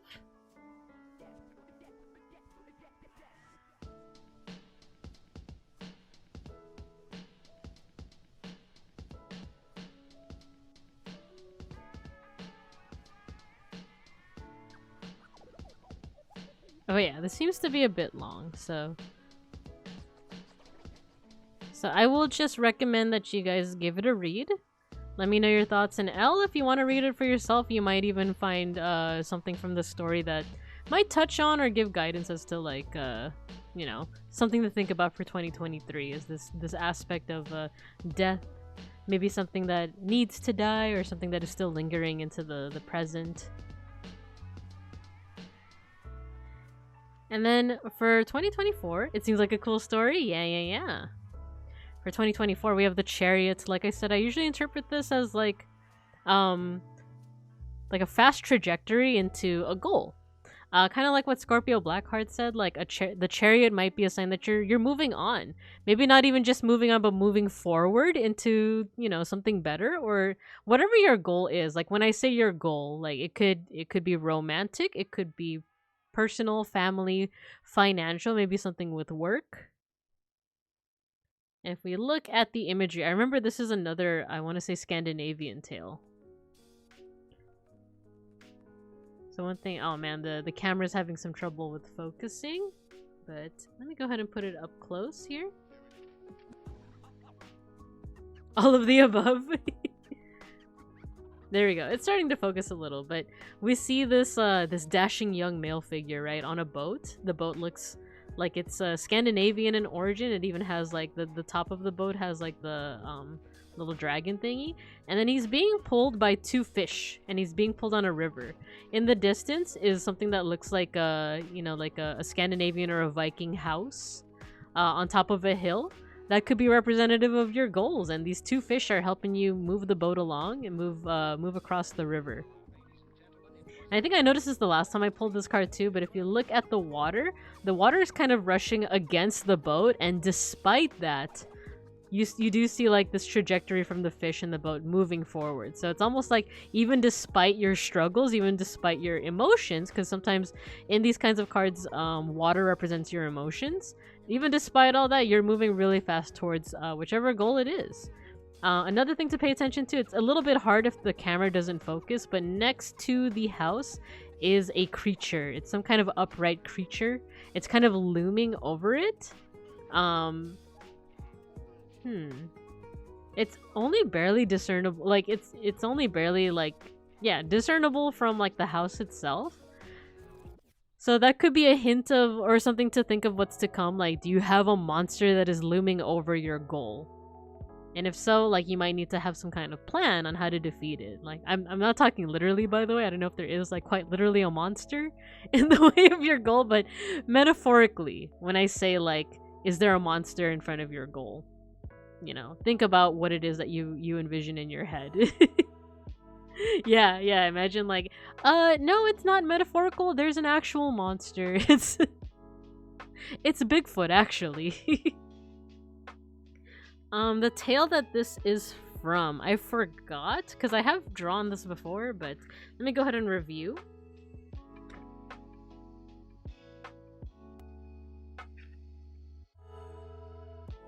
This is also Norwegian. Okay, this is The Three Princesses of Whiteland. The chariot is about harnessing emotions and charging down a straight, clear path. Where the prince may have floundered before, he has learned from his mistakes and now blazes forward confidently. Upright, it represents a journey, perseverance, rushed decisions, vengeance, and victory. Reverse, it can mean a lack of direction, floundering, stagnation, and willfulness. So kind of similar to death reverse in that like it could represent stagnation, but this is almost like responding to this. And what's really cool is that like these are both major arcana cards. These are like blinking lights that are saying that like, yeah, you're in for like quite the change in the coming year. Or not necessarily predicting what will happen in the year, but these are things that you should be thinking about or kind of concentrating your thoughts and meditations on. Not literally, if you don't meditate, don't worry, but it's just like your deeper thoughts. Try to center them towards the meanings here. I see with my blinds open looking at Deepwood, so I could be stalked. Oh man. Oh no. Fingers crossed. Fingers crossed that, you have the help of your trusty fish friends over here. That's another thing to think about too, is like these fish are helping this prince get to his goals despite the torrents of the water. So you might want to think about like, who are your fish? Who's your companions on your journey? But yeah, so those are things to think about for 2024. Do you have any questions or any alternative interpretations or anything like that? Let me know. You know, I'm gonna hydrate with a little bit more jaritos.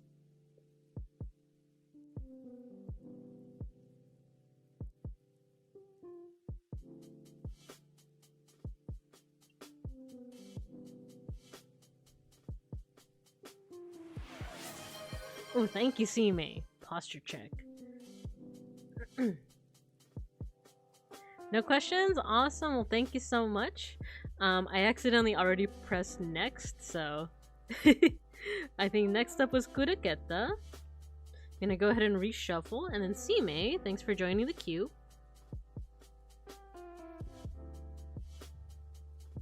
Alright, let's go with 2 cards for Kuraketa. And actually, let me check. Sorry, give me a minute, my mouse. Trying to remember how to read. Oh, list. It's time for reverse cards. We'll see, we'll see. Remember last time it wasn't reversed, right? Okay, so it's Kuraketa, then Scorpio Blackheart, then Mega Bronson, and Sime.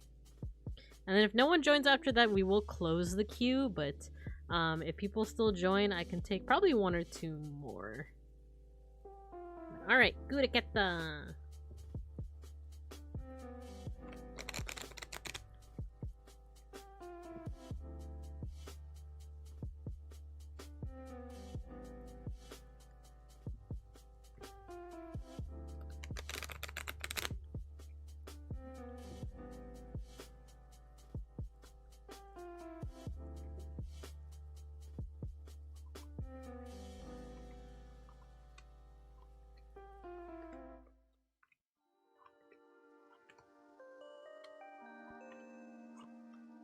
I do feel my voice getting a little bit croaky, so I'm going to try and relax it for now. So if you get a lot of dead air as I'm shuffling, that's why.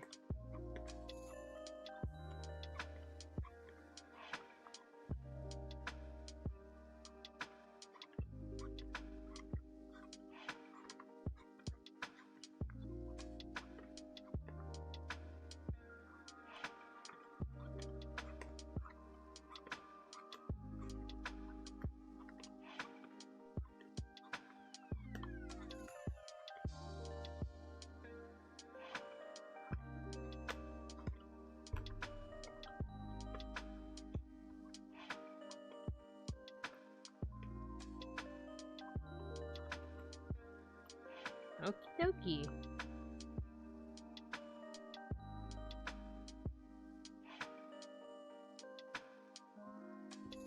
Throat chakra.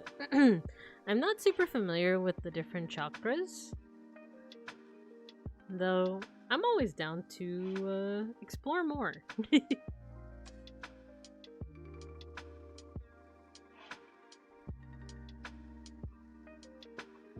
Okay, let's go ahead and draw 2 cards for Kuraketa. Let's see, for 2023, picking this card.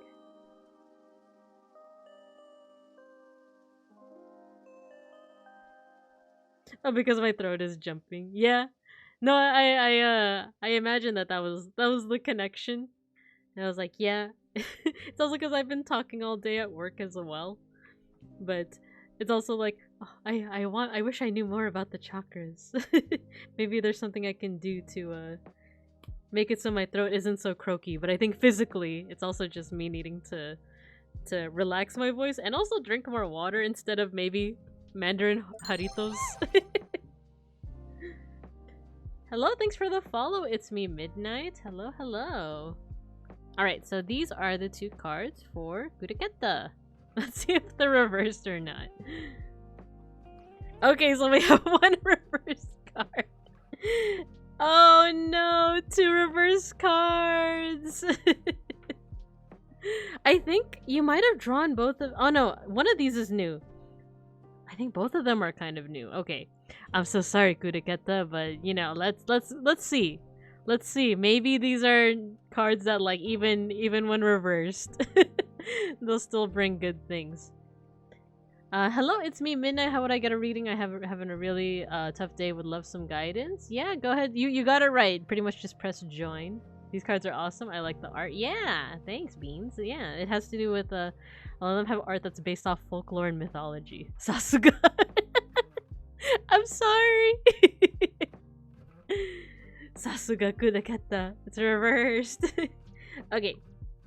I don't know if I've drawn either of these cards before. Yeah, I have. I have. Is this Moses? Okay, so we have the Eight of Cups. Cups are usually associated with water, as well as your emotions or your unconscious, or things that aren't always seen. Things are like passive or just not always at the forefront, like, you know, emotions or like things like that. Oh, actually, this is an interesting one. So if we look at the card by itself, as it's upright, we'll talk about how it is reversed as well. We have a figure that is walking off into the desert towards the moon, and then yeah, I have drawn this one before.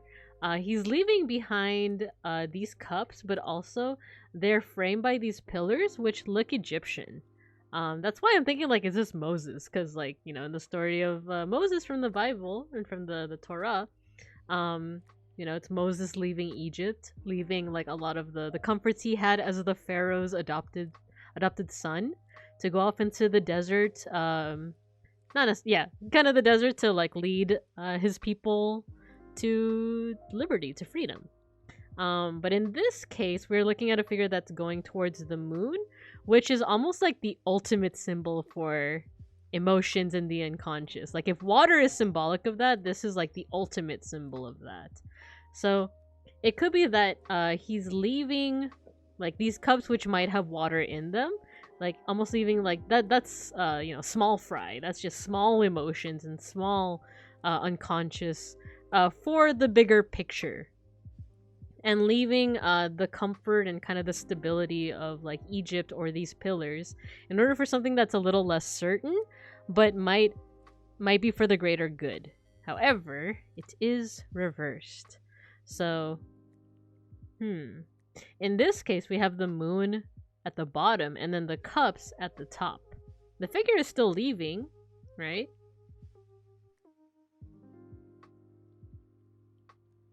Sorry, I'm thinking. So it might be that you're still going on this journey of, like, you know, trying to find the greater good, or kind of finding like the greater why of your journey. But these kind of smaller things are still kind of at the forefront. They're still kind of bugging you in a way. Or maybe not even bugging you, but they are still on your mind. So that's one way to interpret it. Once again, let's go to the trusty book and see if my interpretations make sense. I think cups, yeah, cups is here in the beginning. I was right, it is Moses. The Eight of Cups represents leaving good things behind in pursuit of higher ideals. Moses was raised as a prince of Egypt, but realized he needed to sacrifice his royal life and wealth to pursue a spiritual and ascetic one. Upright, walking away, introspection, escapism, withdrawal, and seeking the truth. Reverse, aimlessness, fear of abandonment, depression, settling, and hopelessness. So it could be that no matter what, you are trying to go on a journey for the greater good. However, when reversed, it could be that, like, maybe the greater good that you are seeking isn't exactly clear. Maybe you might just kind of be going through the motions of trying to find this greater good. But like, kind of like what the book said, it's a bit aimless. Like, you might not know exactly what it is that you're actually like looking or fighting for. And then all the while, the comforts of home or kind of like these smaller thoughts and emotions are still kind of on your mind. So Matthew, going on a journey for the greater evil. Is that the path? So maybe this is something to reflect on for 2023, is like, did you have this sense of aimlessness, or did you feel like you might have just been going through the motions of something rather than trying to find your greater good? Or is perhaps the greater good still kind of shrouded in mystery for you? It makes a lot of sense? Oh man. On one hand, it's like, okay, I'm glad it's accurate, but also like, man, I'm hoping for the best for the next year, and that's where this card comes in. Excuse me. Oh, that's a cool emote, Matthew. Where is that from? Pixel Bob. It's Bob Ross. Happy little trees. Okay, so we have the Eight of Wands. Oh, this is a neat one. So the wands, in like traditional tarot imagery, it's just like 8 sticks going in a single direction. It's almost like if the Chariot is Scooty Puff Senior, this is Scooty Puff Junior. This is like we have the Chariot at home. But not to devalue it at all. But it's basically it's pretty similar in that it's like a fast trajectory towards something. This is really cool imagery as well. I think I might know what folklore this is from. I think it's from either a Native American or African folklore where the origin of the crow or the raven is that it used to be this really colorful bird until it decided, like Prometheus, to give fire to mankind. And when it did, it succeeded in giving fire to mankind and like kickstarting civilization and whatnot. But kind of as punishment or because it bought the fire to mankind, its beautiful feathers were singed black. So now that's why the crow, or I don't know if it's the crow or the raven, that's why it's black now. Is because that's kind of the price it paid for giving us light and warmth. So one way to interpret that is like, you heading towards your goals, even if that means sacrificing something that you might have liked. But all in all, like, once again, this does go into the whole theme of like for the greater good, right? Or for some kind of like greater vision. However, it is reversed. And before I refer to the book, interesting. So if you reverse the imagery, instead of the crow descending to earth with the fire, it's going back up. It's going back up into the heavens. So it could be kind of like uncertainty with like, well, now you want to imagine a version of the story where the crow was like, wait, should I be doing this? My beautiful feathers are going to be singed black if I do this for the humans. So like, should I be doing this? So it could be like a sense of uncertainty with the path that you're going on. Because now it could be a sense of like, well, now you're reassessing. Like, is this really the path that I want to go on? I guess that's one way I'm interpreting it, but let's go ahead and refer to the book. Because now I'm getting this idea that it's like, here in 2023, you're unsure of your greater good. But regardless, you're on that journey. You're already Moses in the desert. And then here, it's another sense of like, yeah, you're doing this for the greater good, even if it means you get sacrificed. Not you get sacrificed, but even if it means you have to sacrifice something else. It's interesting that it's ascending. I wonder what the sky may be meaning. Freedom! That's another way to read it as well. I like that. Once again, if you guys have alternative interpretations, put it in the chat. Plus, everything is following you going up. Yeah, actually, that's something that I didn't even think about, is that the sticks behind the crow are also following you. So it's not even a negative thing. It might not be a negative thing of like, oh, this time you're reconsidering and you're going back on your word and you're being evil. It could be, the crow decided for its own security, like maybe I don't need to singe my feathers. Maybe I can remain beautiful but still attain my goals. So that's another interpretation. I like that. Thank you, Elle. Let's see. Oh, the wands. Ah, the Rainbow Crow. It's from Lenape legend. Disputed. I like that they included that. The Eight of Wands represents quick, decisive actions. The Rainbow Crow flies quickly to deliver warmth to the cold earth below, singeing his wings in the process. His sacrifice and swift journey are fruitful. So upright, this means speed, momentum, travel, excitement, results. Reverse, lethargy, delays, bad timing, slowness, and frustration. Yeah, that's interesting, because if you read it the way that Elle gave in the chat, it could be a positive thing. It could be like more so you're doubling back for self-preservation. The way that I initially interpreted it was more so like you could just be like taking a moment to be like the hermit and just kind of like reconsider.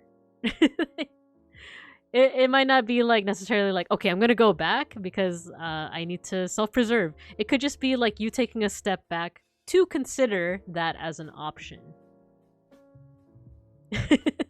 Bruh. This one is interesting. Oh man. And then the book is also offering another interpretation where it could just be like you might be feeling frustrated with the path that you're going in. Maybe it's not going at the speed that you want. Because this upright, it seems to relate to like speediness. Like I said, it's like the chariot. So maybe it's more so not that you're reconsidering your ideals. Maybe it's the fact that it's not going at the rate that you want it to be.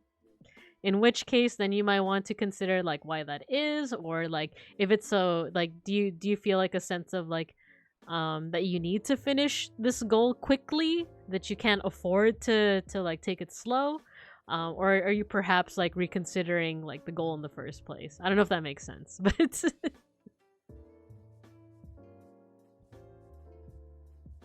yeah, I'm trying to like think of how to read these together.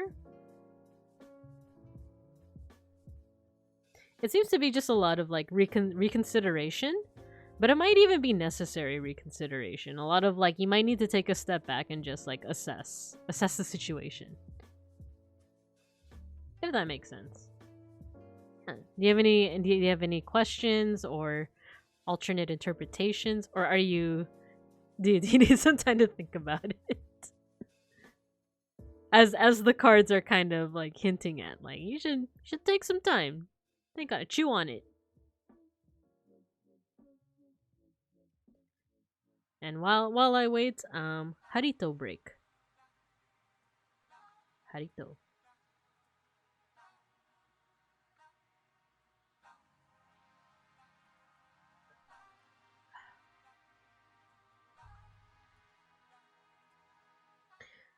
It's so interesting because I felt like I've been taking a lot of step backs. So right now you might be feeling that like if the cards are telling you to step back, well you're kind of like, but that's what I've been doing. Maybe then this could be kind of highlighting that. It could be highlighting that like you have been taking a lot of step backs. So if we kind of try and retool everything that we've been saying so far, this could be saying that like, well, your card is like this now. You need to make it upright by being Moses and just venturing out into the desert. And if we retool it with this card, it could be saying, well, like, the crow has been reconsidering for too long. It's time for you to just go ahead and descend down into the earth and give that fire to the people. Or in your case, like, go ahead and pursue that goal. As opposed to, like, reconsidering and thinking of, you know, if you think about, like, I want you to imagine yourself as the crow, you know, with the beautiful feathers. Right now you might be at a crossroads. Like you said, you feel like you've been taking a lot of step backs. And I thought the crow meant we are so back. It could be. It could be. There you go. Thank you for the help, Scorpio. Blackheart. Cups are emotions and wands are actions. Yeah. I definitely... So yeah, with cups, like I said, usually I'm associated with like emotions, the unconscious. One thing that I forgot to point out with wands is that the way that I usually like learn about the wands or kind of imagine the wands is that this is your spark. Your I guess like your passions and like kind of what gets you like, not what gets you going, but like your why. But really interesting nonetheless. Yeah, there you go. I just realized we're talking about fire and I have a fire on my head. And if I go to my toggle, I have fire in my hands. We'll switch to this one for a while. Yeah. No problem. Let me know if you have any questions. But otherwise, your two cards are these two. And I'll go ahead and shuffle them back into the deck. Alright. Oopsie. Let us go to next. Oh, Scorpio Blackheart. The wands are like where all your directions should be. So since it's going down, it's like refocus your attention. Ah, okay, nice. If the wands is up, you have all the control. Ah, okay, okay. Thanks. Like I said, Scorpio, I'm a bit of a beginner with it, and I really appreciate seeing how other people interpret it. Oh, wait, you weren't the one that was brought here by Mire, right? But ooh, love. Okay, okay. I just love seeing other people's interpretations. So, so maybe it's external issues or environment. You're a beginner too? You seem to have a lot of insight. I like it. I like it. Okay, well, let's go ahead and read this next one together. Sorry, give me a second.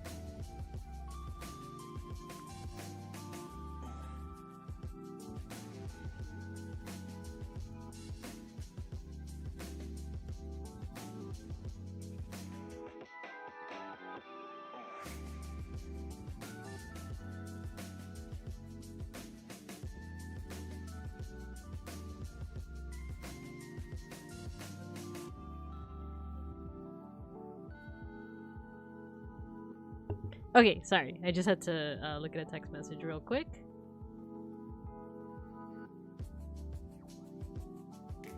Okay, let's go ahead and reshuffle. And the next reading is for Scorpio Blackheart.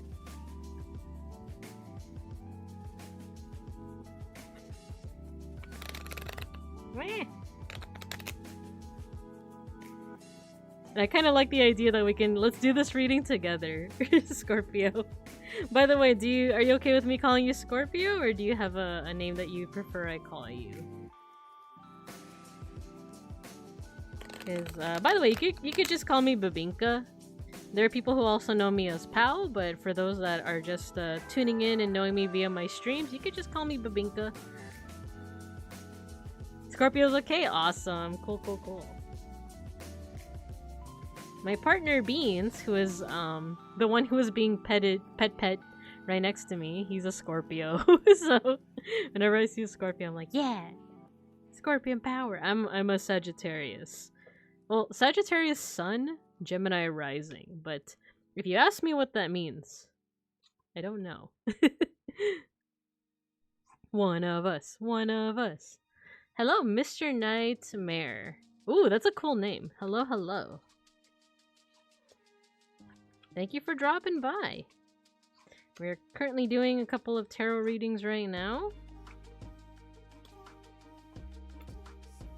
We the best. You don't know a lot of Sagittarius? Oh, same. I also don't know a lot of Sagittariuses. I know a couple. But I feel like a lot of my friends, or a lot of the people in my group, my like friend groups, are like Libra or Aquarius or even Leo and Aries, but I don't see a lot of Sagittariuses. I actually do have a lot of Scorpios in my friend group. And I know that like one of the stereotypes, I guess, for lack of a better term, for Scorpios is that like they're really nice and friendly, however, they have this aura of being like intimidating. Which like I feel like you could say that about a lot of my friends. Like the thing is they're big softies, but at first glance they might be intimidating. I don't know. Do you see yourself like that, Scorpio? Love Geminis? Nice. I actually don't know a lot of Geminis in my life. We don't trust no one. But it's like once you have that trust, it's like you're a good friend for life.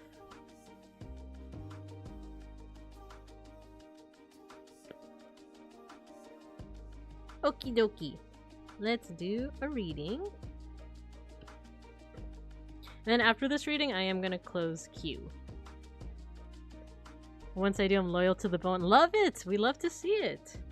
Okay. So let's pick a card for 2023. Actually, I'm feeling a lot of vibes from this card, the top one. And then 2024. I'm gonna save this one. Alright, so let us do a reading for Scorpio Black Heart. So this is 2023. Ooh, the Knight of Swords. Oh, I'm not good with court cards, so I'm definitely gonna need a little bit of help with this one. And then for 2024, we have the Ace of Coins. Ooh, nice, nice, nice. Okay, this is my first time drawing either of these cards, so this is gonna be fun. Let's see. So over here we have the Knight of Swords. Like I said, swords are usually associated, or the way that I learned it is ego, intellect, your mind, your inner thoughts. Excuse me. Or your more active thoughts. And this one is really cool. We have a figure that looks to be masculine. Their clothing looks Southeast Asian, but I'm not sure. It could also be like Mongolian, I want to say. I'm not 100% sure. We could look it up.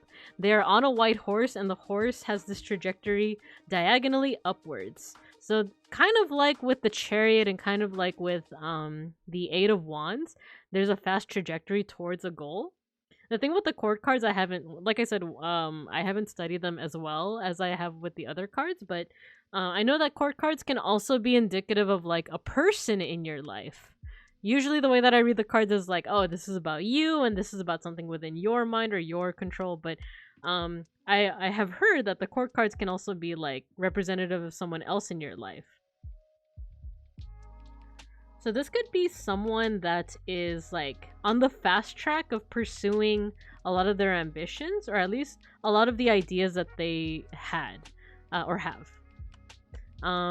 This could be someone that is fastly approaching, because now I'm thinking of like ego, like they're at one with their ego, but not necessarily in a bad way, not in like a prideful way. Like they're on the path to being sure of themselves, but not necessarily at that point yet. So this figure could be referring to yourself, or it could be referring to someone in your life that that you might either admire, you might look up to, or that might be in your life. Maybe like a oh yeah, you said that you wanted this for love, right? So this could be the other person, or this could be yourself, like I said, someone that is like on the fast track for yeah, like a lot of their ambitions. So that is one way to read it, but I'm kind of curious about the imagery, especially because, like I said, this person is on a white horse. They also have really cool, vibrant yellow clothing, along with this really cool like blue parts of their outfit. It seems like, and like the expression on their face is very serious. Almost like they're rushing, not even necessarily into battle, but into some kind of like challenge. So someone that is like accepting of challenges. Let's see. Let's refer to the book, and then let's see how we can interpret it in terms of love. So Knight of Swords. Oh, Malaysian. Okay, cool. So this is Hang Tuah from Malaysia, Malaysian legend. A Knight of Swords is a strong and assertive warrior. Hang Tuah, an intelligent soldier, is unafraid of leaping into battle and employing unconventional techniques to win. He is rebellious, loyal, and a fierce champion. Upright intellect to bravery, confidence, being action-oriented, reverse rudeness, bullying, inferiority complex, passivity. Ah, so if we think about this in terms of romance or love, it could be that you, this past year, you might have been pursuing or like, you know, thinking about a relationship, or maybe even in a relationship with someone who emphasize or prioritize like intellect, or going into action instead of just like, oh, you know, we should go on a date here, we should do this, we should do that. Instead, it could be that you or this other person, oh, you were in one, okay, you were in a relationship. So this could be like a hint of that, and that like this person or yourself might be like, you know what, enough of the like we should, we should just do it. Oh, you're Gemini, honey. Nice. nice.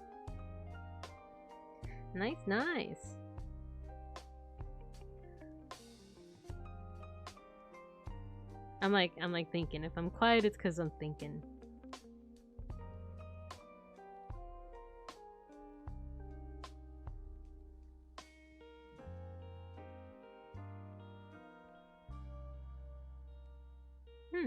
I guess would you say that like in the past year, was there like an emphasis in your relation into like action instead of just a lot of like shoulds, or a lot of like I guess an emphasis in intellect and like higher thinking instead of just like kind of a more, I guess, like temporary or vapid thoughts? I guess that's what I'm wondering. In the meantime, I'm also looking at the Ace of Coins in terms of 2024. Because the aces are pretty easy to kind of analyze. Aces usually mean like a new beginning with something. And in here, yes, we acted fast on the relationship and went quick into plan. Oh, wow. Planning kids and marriage. Okay. Yeah, so that definitely follows this idea of like a trajectory into like something really quick. Something towards like loftier goals, not just like, oh, I just want to have a relationship for fun. Instead, this is a relationship in which we're going to get stuff done. We're going to have our long-term goals planned out and settled, essentially. And we're going to go really quick into it. So I don't know, that might have worked for you, that might have not. So that's something to kind of think about, is like, this is upright, so it seems like it could be like a positive thing. Because it is loftier goals, right? So that put too much pressure on him and he realized he wasn't mature enough for the responsibility. Okay. Well, with that in mind, what's interesting is the follow-up card for 2024. We have the Ace of Coins, which is why I'm looking at the Ace of Coins. Yeah, there you go. So Ace of Coins is the beginning of like new ventures, but this is coins. You know, coins represents like your manifestation in the physical world. So it could be finances, it could be riches, it could be let me look at my notes, because I usually associate it with like your physical belongings, but that could also be like your finances, right? Physicality, wealth. Oh, wellness is another one that I keep forgetting. So this is a new spark into that. If we look at the image here, we have a excuse me, I had to burp. We have a figure holding a coin, and around that coin is a vine with little sprouts of flowers, so the beginning of something new. But not even just like the physical, like it might not even be like a new job or anything. It could be like a new journey into like wellness. So I've seen a lot of situations in which, like, I don't know if you and your Gemini partner are still a couple, but this could be, you know, I've seen people that were like, you know, if they're taking a break or maybe a relationship has ended, usually they start focusing on themselves, which usually means focusing on their body or their health, stuff like going to the doctor or going to the gym or eating healthy or that kind of stuff. This could be what that is implying, or it could just be like some kind of new financial or like wealth opportunity. Like that, and that can be different things. It could be a new job, or it could be a new endeavor into, like, for example, I was talking earlier about like streaming, because I only started streaming like 3 months ago.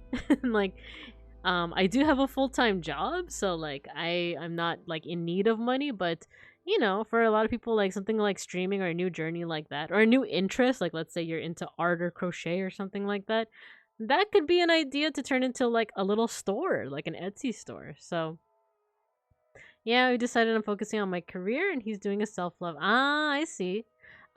So there you go, focusing on your career. This could be kind of like kind of a go ahead from the cards to be like, yeah, I think you're on the right track of doing that. Like bear boss.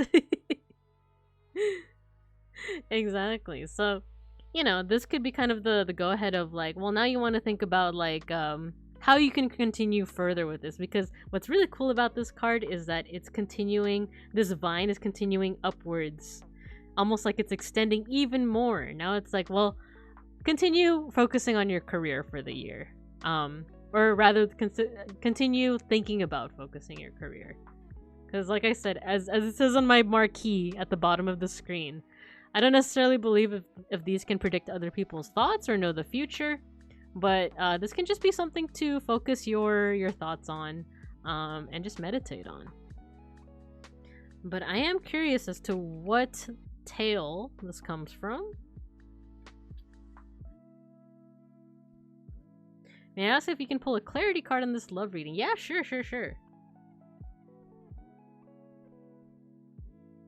Let me just go ahead and take a look at the Ace of Coins. Oh, it's Jack and the Beanstalk. Okay. The Ace of Coins presents us with new beginnings, financial opportunities, and prosperity. The origin of this gift may be unexpected, like magical beans. It's funny because my partner is beans. But through nourishment and support, the benefits could be miraculous. It's time to make dreams a reality. Ah, cool. New business. I just registered my business this month. Nice! Very cool. And yeah, upright, new business, money, investments, abundance, and security. Reverse, bad finances, excessive spending, greed, stinginess, poor planning. Ah, okay, nice. Okay, I am going to draw a clarity card, but I'm also, like I said, I feel my voice going. I'm going to close the queue, and we will still be doing the the readings for the people that are still on the queue right now, but that might be it. Okay. Let's do one more card just for clarity.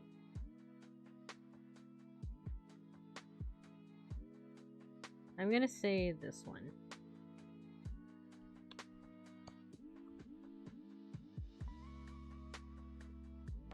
Ooh. The Two of Swords reversed.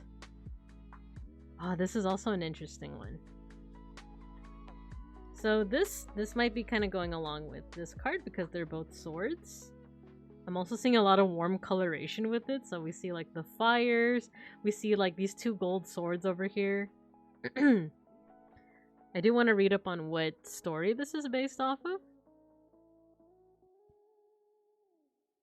And with the Two of Swords, I kind of remember the imagery for this one, or kind of like some of the symbolism, but I know that traditionally sometimes it's associated with someone making a choice between two things. However, I did run into a video that had like an alternate reading of it. Let me see if I can find my notes on that. Ah, interesting. Holding one's mind in balance and security without being blinded or overly affected by emotionality.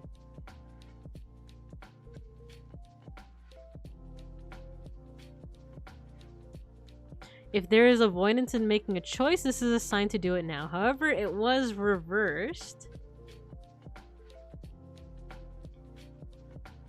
And in this one... Ooh, you know what's interesting? When you look at this card in reverse, the flames are at the top, and then over here is the moon.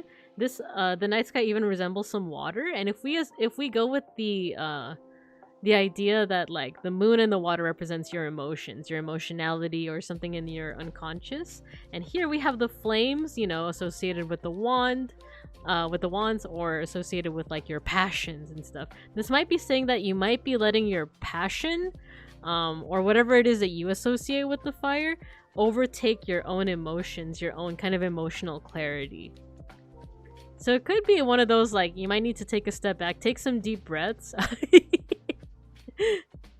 Oh man, did that did that help with your analysis?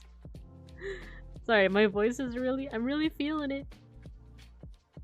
But yeah, so like it might be one of those like you might need to take some deep breaths and kind of like distance yourself from like any kind of like passion that you're feeling, or any kind of like spark that you're feeling. It's a great way to look at that. I'm glad. That was perfect. Yeah, I hope this helps with like clarifying things. I do want to see what tale this is from.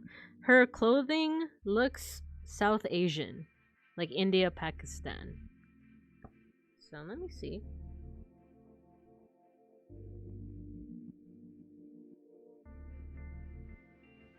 Oh, interesting. It's Sita from India. It's from the Ramayana.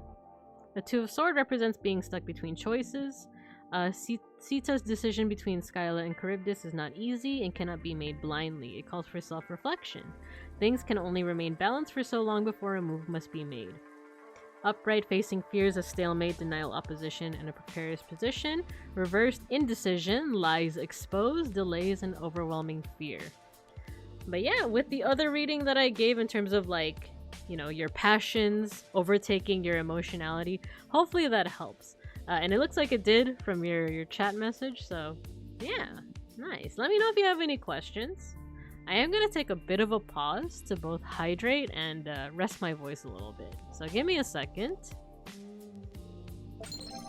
In the meantime, thank you for the follow! I'm glad that you liked the reading. And yeah, it's nice to have you, Scorpio. Feel free to just chill in the chat if you want. Or if you need to do stuff, get stuff done, no worries. But feel free to chill. Yeah, give me a second. I'm gonna hydrate. And actually, while I do that, let me go ahead and move up in the queue. But thank you, Scorpio.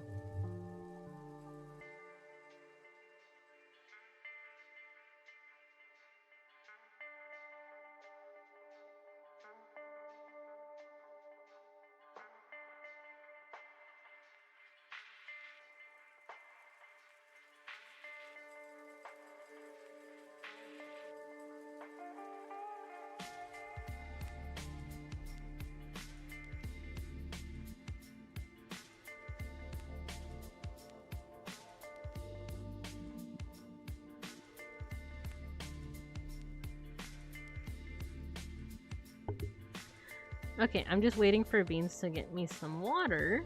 But I'm gonna go ahead and shuffle these back into the deck, but to conserve my voice, I will turn off the mic as I shuffle. If that's okay with ya.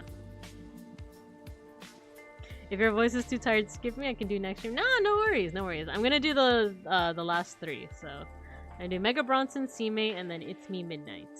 But I will go mute right now.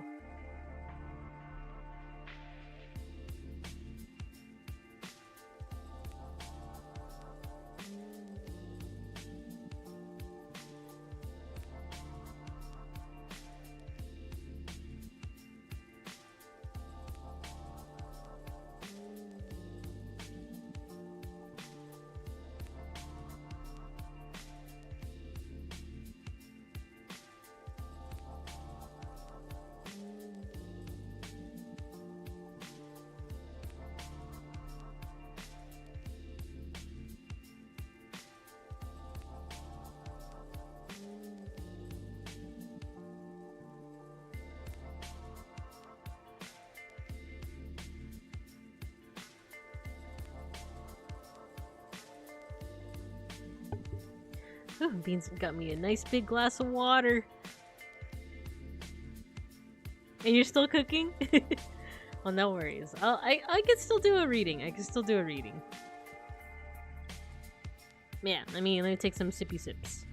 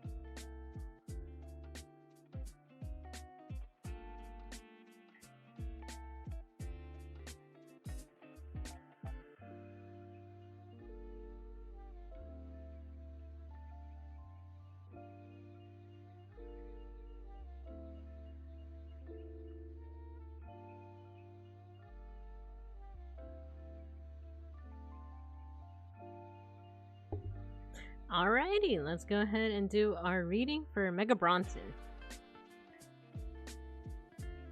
Okay, so 2023. I do this card. In 2024.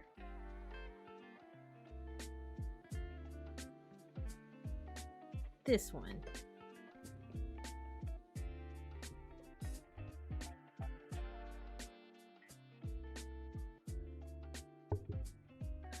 Okay. Ooh. The Hermit reversed and the 5 of coins. Okay, let's start with this one. So the Hermit is a major arcana card. Ah, this is interesting. Is it calling you out for being a hermit? I feel like from what you've shared, you've had outings. You've been social. So this could be an interesting one. So this is a major arcana card, like I said, and if we look at the imagery, we have a hooded figure in a forested area.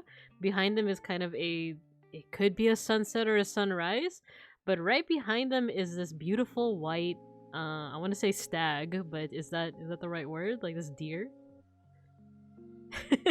It's upside down, so maybe it's calling me out for being out. Oh man. What's the thing that Filipino parents say? You're out gallivanting. You're out going pasyal with all your friends instead of staying here.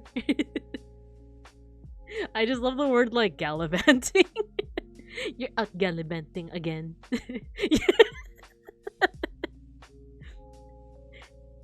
You're gallivanting.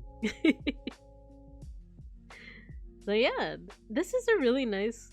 I really like the composition of this card though, because, you know, the central figure, it looks like they're going off to rest in the forest, especially with the word hermit right underneath them.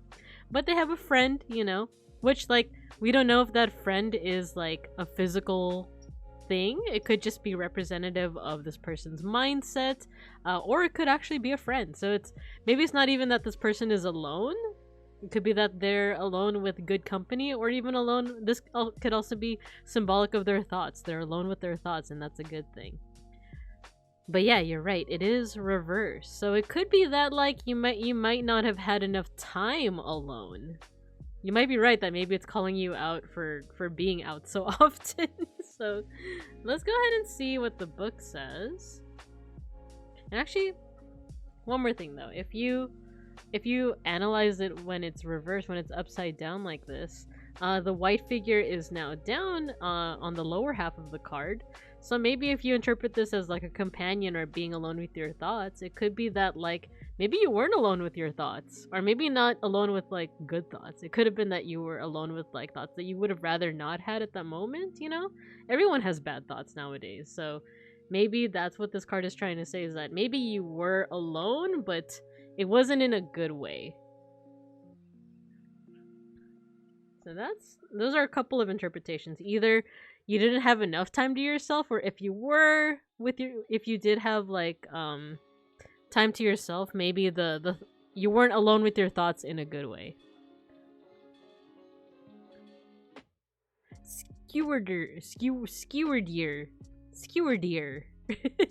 I'm seeing the word skewered, like to skewer something, and then deer. Skewered deer. Now let's see what the book has to say. The Hermit. Ooh, the Druid and the White Stag. This is Irish. The Hermit represents solitude and leaving responsibilities behind to focus inward. In the Celtic myth, the elusive white stag encourages people to drop everything and pursue spirituality. Ah! So in the original meaning, the white stag is spirituality. So this person is thus alone with, you know, either their own spirit or their own spiritual thoughts. But then I wonder what that means if it's reversed. Could it be that, like, you know, you're not alone with the Holy Spirit? So upright, introspection, withdrawal, prudence, insight, meditation. Reverse, recklessness, hastiness, avoidance, loneliness, or rejection. Ah. So that could also be a possibility for 2023. Like I said, the Hermit represents like being by oneself, but in a good way. Like this is a chance for you to look inward. But this could be like reverse. It could mean like being by yourself, but either not by choice, or like I said, you're alone but not with good thoughts. The first way that I interpreted it, I think I like that one the best, of like maybe it's just that you don't have enough time to yourself. I see it as I took 3 vacations out of town this year, which more than I had in like 6 years. In my dreams, someone who passed recently is with my family on vacation. Oh, interesting. Let me read that again. Oh, I see. Dang, that hits. That hits deep. So it could be like, okay, you might have to roll with me on this. Like, if you're taking the vacations as like the vacations were taken as a vacation, that's pretty straightforward, right? But if you think of the vacations also as a way of like escapism, ooh, hello, Nomi, thank you for the raid. Gnome raid. We're doing some tarot readings right now. I unfortunately did have to close the queue because my voice is starting to get kind of croaky. But right now we are, yeah, hello everyone. G Money. Welcome raiders. Hello. We are interpreting this card right now. It's the Hermit, but reversed. And right now we were talking about the fact that if you're okay with sharing, I know you already put it in the chat, but if you're okay with me sharing, it seems that like there's this theme of, vacations, but also seeing a loved one in dreams of those vacations. One who has passed. G know me, G money. But if we take for a second to consider the vacations as like maybe also like a form of escapism, because once again, this is the Hermit that we're focusing on. It could be like you retreating to these really nice vacations, which like even if you didn't plan them, even if you were just kind of going along with family or friends, that's still a form of escapism. Sometimes escapism can be good to recover a lot of social energy, or just recover your HP, right? Which is a good thing. But also oftentimes escapism can also be like, literally an escape from responsibilities. So it's kind of this double-edged sword of like, you're resting, but then have you ever had that dread? Well, you've been on a bunch of vacations. Do you ever have that dread of like, that was so much fun, but I gotta go back to work? That's especially after we just finished the winter break, right? That's how I felt going into the office today. I was like, man, I wish I could just stay home and watch streams, but instead I gotta go to the office. So I don't know, kind of spitballing. Every day I wake up for work. Every day. That's how I feel. Yeah, so I don't know, now I'm starting to make some connections here. It's not like fully formed, but like this connection of like the Hermit going away to retreat, kind of going in line with your idea of like, you've been going on these vacations. They could be to recharge, but they could also be like a form of escapism that might not be like 100% positive. To talk more on like seeing your loved one who has passed in your dreams, that one I'm not too good with like dream interpretation. Like, I can just spitball as best as I can, but it could be that like and plus, like, this starts to get into, like, therapy type stuff, which I'm not, like, good at, slash, what's it? Like, I don't have, like, the training to advise on it. But it could just also be something as simple as you miss them, You miss them and, sorry, I'm thinking.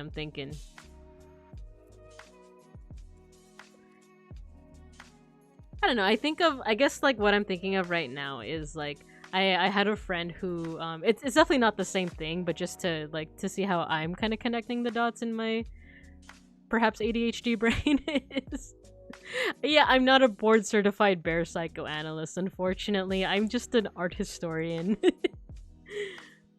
But I think of this one time I literally went on a retreat with some friends from the Filipino club I was at, and it was this really nice time. We had this really nice house, Airbnb with a pool, beautiful view, and during the night, all of us were drinking, as one does at a retreat.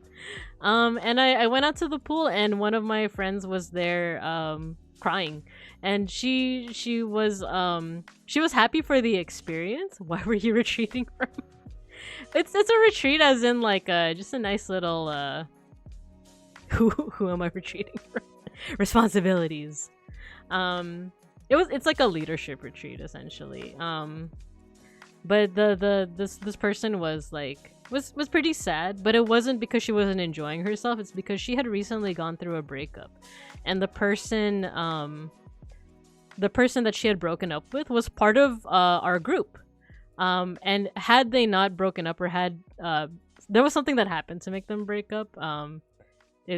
It's kind of a long story that I don't want to go into, but but basically, like, had the circumstances been different, he would have been on that retreat essentially.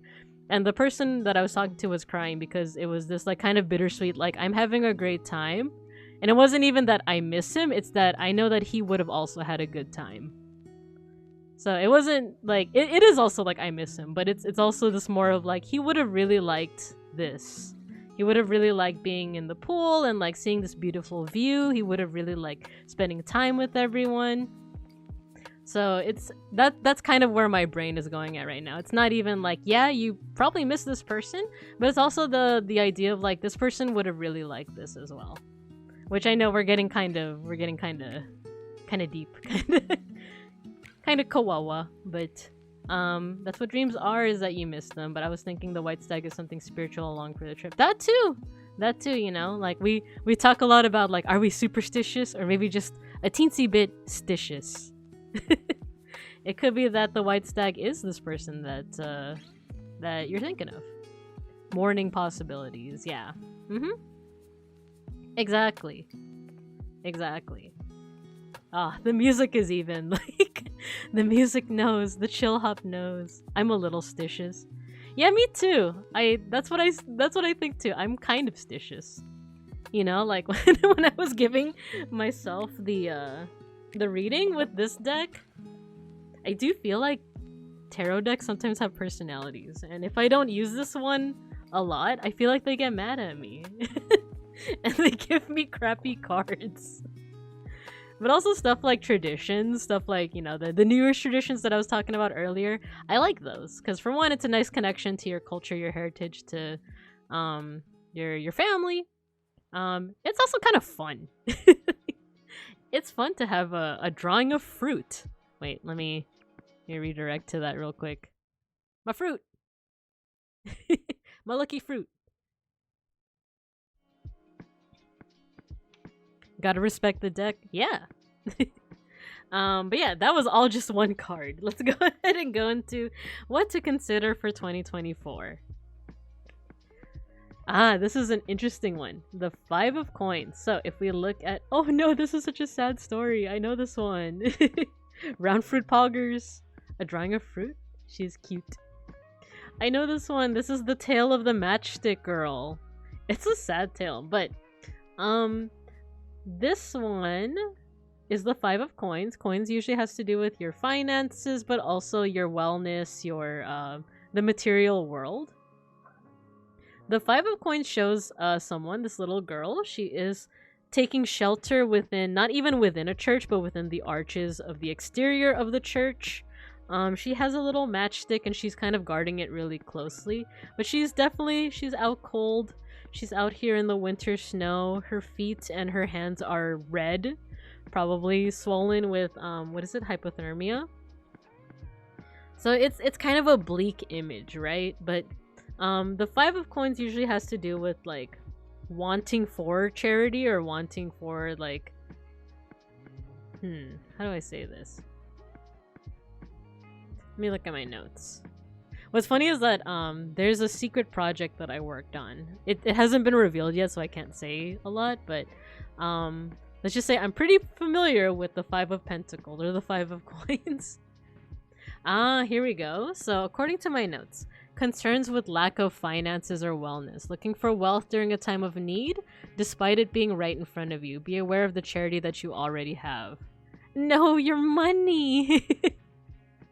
Actually, this one is pretty interesting when it's upright because in the notes here is that like what it's trying to say is that she is taking shelter within the church, or sorry, she's taking shelter outside of the church, but it's also, she could also knock on the door and ask the church for sanctuary. I'm thinking of the Hunchback of Notre Dame, where at the beginning the mom's like, sanctuary, sanctuary. Where like, it's not necessarily like pull yourself up by your own bootstraps, but it's like, oh, you never know if you don't try. Like if you go knock on the door of the church, maybe they'll let you in. Maybe they'll be good-hearted about it. Maybe you might be stressing about the possibility of it, but you might need to actually try it. See if you can knock on the door and see if people are going to be willing to help you out. So it's kind of a twofold meaning. It's like it's stress about finances or wellness. However, it's also kind of trying to say like, well, look around you. See if there's people who are willing to help you out. Wait, actually. Oh no, is there worries about finances? If I'm right about the tale that's on the card, it's the Matchstick Girl. I don't know, I think it's a Russian tale, but basically it's about a girl who is so poor that she can only sell matches to people. Unfortunately, no one is buying them, and she like is poor, so she lives out in the cold. So she eventually she decides that she has to start striking the matches to keep herself warm. And I think it has a sad ending. I think it ends with her dying, but because she was such a virtuous girl, and because basically God took pity on her, she is brought up into heaven, where she gets to experience warmth forever. I believe that's what this is based on. Hopefully that's not, like, that's not you, Mega Bronson. That's not, like, you have to die. But let's see what it says here.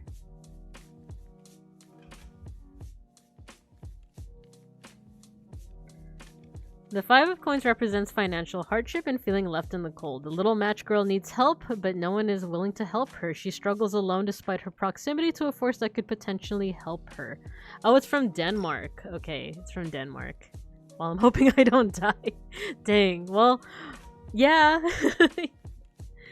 Upright recession, adversity, isolation, unemployment, ruin. Oh no. Reverse paid debts, improve finances, positive change, acceptance, and recovery.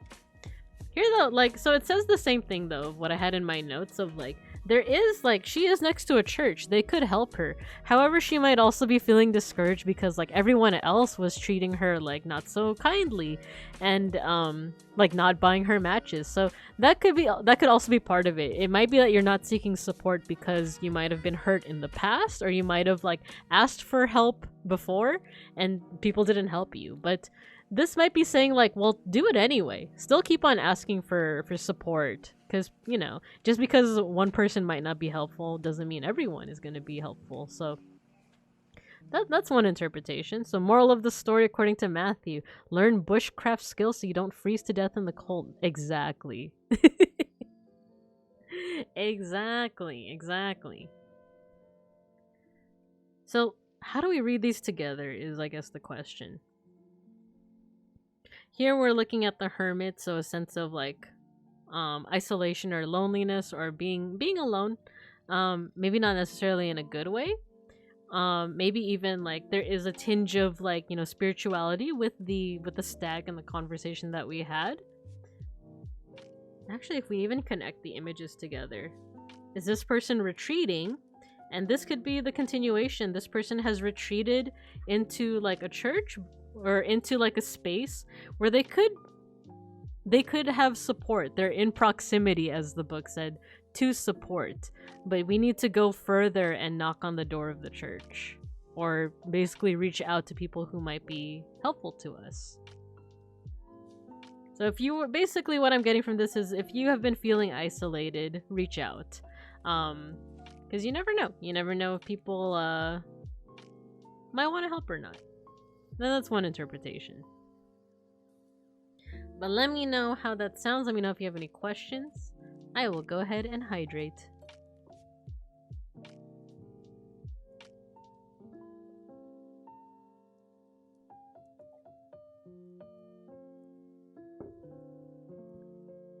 But stressing about finance and getting help from people makes sense. I don't like asking for help. Yeah, I know that that's it's hard because I'm definitely one person that's always like preaching of like always ask for help. People will always be happy to help. And then I'm usually the person that is like, no, I can do it. I can do it myself. I'm fine. No, it's fine. It's fine. So yeah. It's not easy, but this card is definitely saying like, give it a try.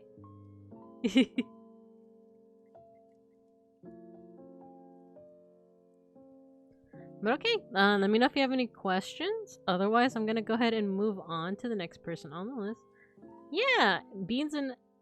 I'm gonna throw myself in there too, so Beans and I are always available to help. I don't know why that just reminded me. A mutual friend of ours, their birthday is tomorrow. I don't know why suddenly I'm just like, wait, it's their birthday tomorrow. Not Mega Bronson's, but a mutual friend of ours. Okay, so let's go ahead, shuffle it back into the deck, and we'll move on to, I believe it was Sime. But thank you, Mega Bronson. Next. Alright, let's go Sime. Once again, I'm gonna go ahead and mute while I shuffle, just to save on my voice. I think the water really helped though.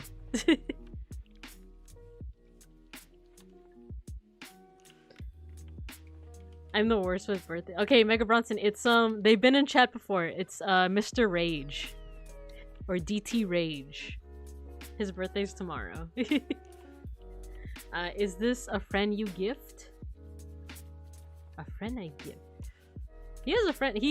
Matthew, you might have seen him in the chat. His name is DT Rage. It's his birthday. You've been on an island. Doxed. Alright, I'm gonna go on mute as I shuffle.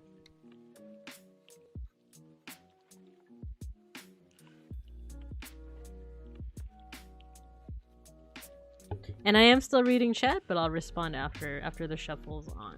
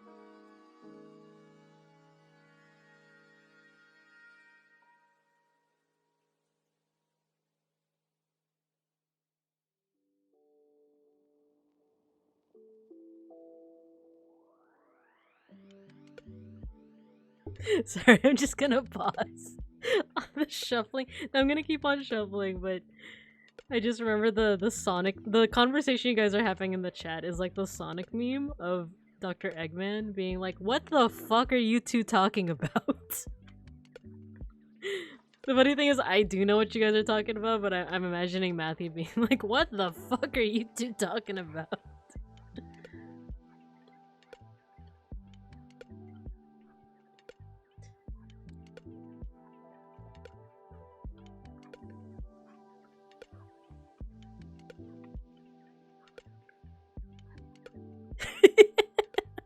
Jesse, what the fuck are you talking about? Me watching any Tempest stream. Axel, what the fuck are you talking about?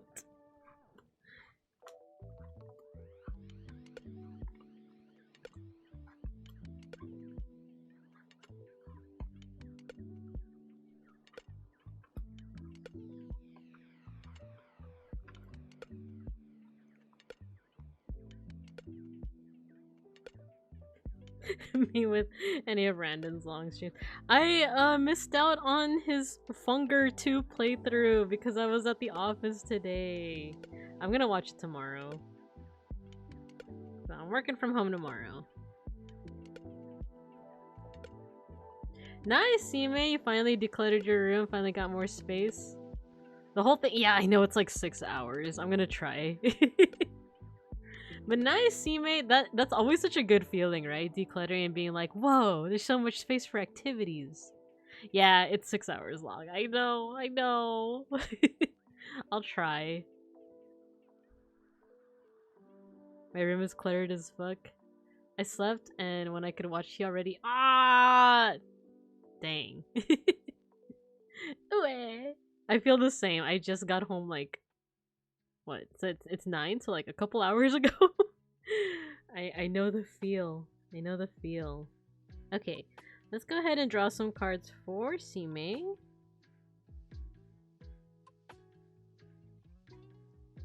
This one for 2023, and then for 2024.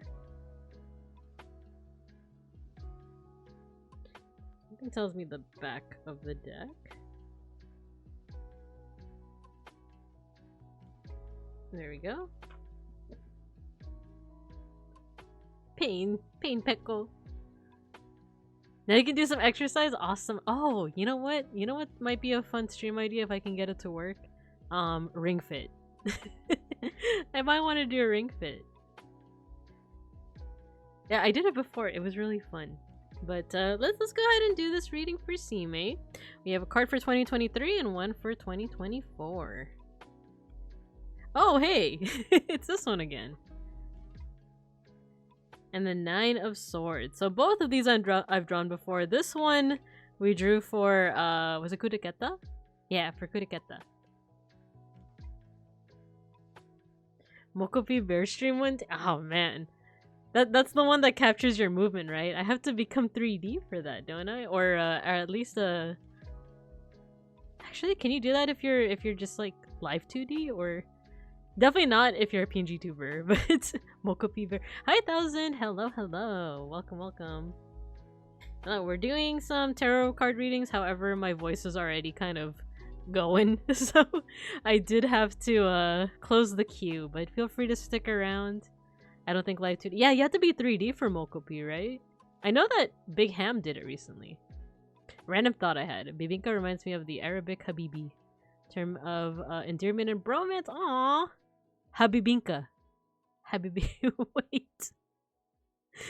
You guys know the little cartoon with the dog in the airplane? The hapa. Hapapa. Papa papa. And it's like subtitles where the dog is like, I am so cute and everyone loves me. When I say Habibi, that's what I think of. Habibinka. Ha papa. Pa pa pa.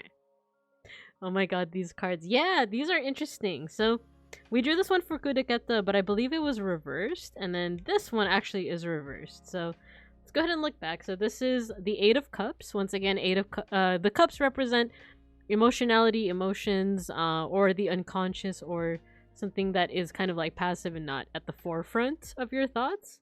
And this story I know is Moses. Moses is leaving behind the comfort of Egypt, the comfort of like the fancy cups, and these two you know, pillars, very stable pillars for the desert. He is heading towards kind of like a bigger goal, which is kind of symbolized by this moon, because both the cups and the moon both represent like emotions and feelings, stuff like that. However, the moon is kind of like the supreme embodiment of that, while these are more so like small fry. So this could be you kind of like leaving something comfortable for something that might be a bit harder, but also something more rewarding in the end. You know, kind of like I said, this is the tale of Moses from Hebrew tradition. So that might have been the case for this past year. I'm not going into too much detail just because we also kind of did this card earlier. But yeah, this overall vibe of like you're pursuing a greater good, but you are leaving comfort behind. There's a little bit of sacrifice involved. And then this one, we've drawn this card quite a few times before. So the 9 of Swords, this shows the story of Oedipus, but I do remember every time I've drawn this card, we've like made emphasis on the fact that like they're looking to the Oracle of Delphi, which seems like this authority figure, this feeling of like you should do this, you should do that, and it's hard to fight against that. However, the common story with the Oracle is that she was kind of just high off fumes, or she like it's not necessarily that her word was authority. And it could be that whatever you're seeing as authority might not actually be that authority. So it's this sense of despair for something that you feel like you should be doing, or something that you feel like you, I don't know, is like, it feels like you're supposed to be going on one path, but like it's almost like saying says who, you know? However, you did get it reversed. So when it's reversed, you have here these figures who are like the figures from the story Oedipus Rex. They're in despair. The despair is kind of overtaking the image of the Oracle of Delphi. What was that? Oh. don't worry about that sound.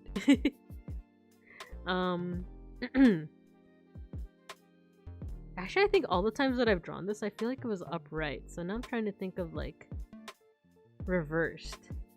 Because if it's associated with despair, usually this could be the reverse, in that like maybe you're not feeling that despair. Maybe you're well aware that this is kind of like an illusion, and that you should, you know, you don't necessarily have to do something just because an authority figure is telling you to do it.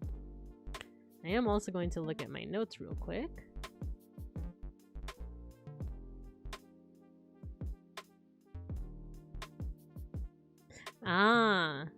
So do you remember how I said that here we have these despairing figures, and then over here we have the Oracle? So it's almost like, yeah, you versus your fears that control you. Exactly. However, this, because like the right side up is kind of negative, this is kind of positive. One way to read this is that like they're despairing, they're crying, but sometimes that's a really good release. So sometimes you need a bit of a release to kind of move on from those fears. So in this case, like if it's something that is making you like sad or upset, you might need some kind of outlet for it, whether it's screaming into a pillow, or like I don't know, just ripping up pieces of paper, or like, you know, there's also art. You're a really good artist if that's another outlet that you can kind of get those emotions out. Ah yes, crying randoms. Then this card is kind of saying that like this, for the year, like whenever you feel upset, or whenever you feel like you are feeling kind of hopeless in the face of these fears, you might need some kind of outlet or some kind of release for it. When I said something like ripping up paper, I was reminded of I did have a time in my life where I was interested in the idea of like doing poetry or spoken word. I never pursued that. Or I pursued it once and then kind of just defaulted back to art. But I remember I asked a mentor of mine, like, what do you do when you have just like, you know, negative, silly thoughts, you know? Not silly, but you know what I mean? Like, you just have those negative thoughts. And he said that one thing that helps him is like writing it down. It could be poetry, or it could just be prose, or it could just be writing down those thoughts. And then if you want, you can destroy that paper. You can rip it up, you can burn it. And that might be a weird cathartic way, not weird, but like it might be a cathartic way to kind of like release those emotions in a way. Especially if you don't have anyone to vent to, or if you don't feel comfortable venting to other people, you're still letting it out in a way. And in a way, if you also think about it like spiritually, or I don't know, like metaphorically, you're still releasing it out into the universe, but by like tearing it up or burning it, you're like kind of letting go of it as well. I keep suppressing a lot of things that sadly I can't pour in drawing, but I found stuff to do in X. I found writing stuff in X are helping. Ah, okay. Yeah, so stuff like that, you know? As long as you have some kind of outlet, is what this is saying. So these could be connected, by the way, of like you're kind of on this journey for kind of like the greater good, something a bit more lofty. And whenever you encounter any kind of struggle, you might need to have some kind of outlet for it. Because overall, that's healthier than just kind of like holding on to it and listening to this authority figure, and just like keeping it in, you know? So let me know if that makes sense. Let me know if you have any kind of follow-up. Or if you have any alternative interpretations of it.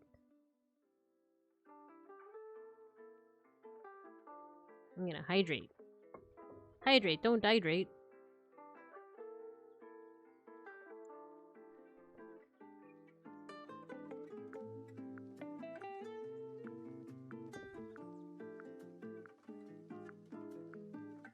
Oh man, we're already at the 3-hour mark? Oh man.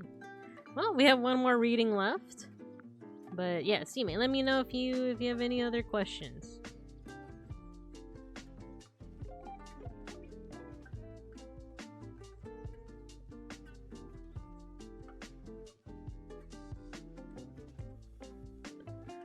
I do think that I'm stressed from trying to find stability after losing something, or fear after losing something. Ah, you know what? That's fair. I think that goes very much with this card right here. This kind of like fear of because like in the story they are told of a prophecy that like ultimately like their fear of that prophecy is what kind of undid everything. Hello, Blue Moss Dragon, I thank you for the follow. Hello.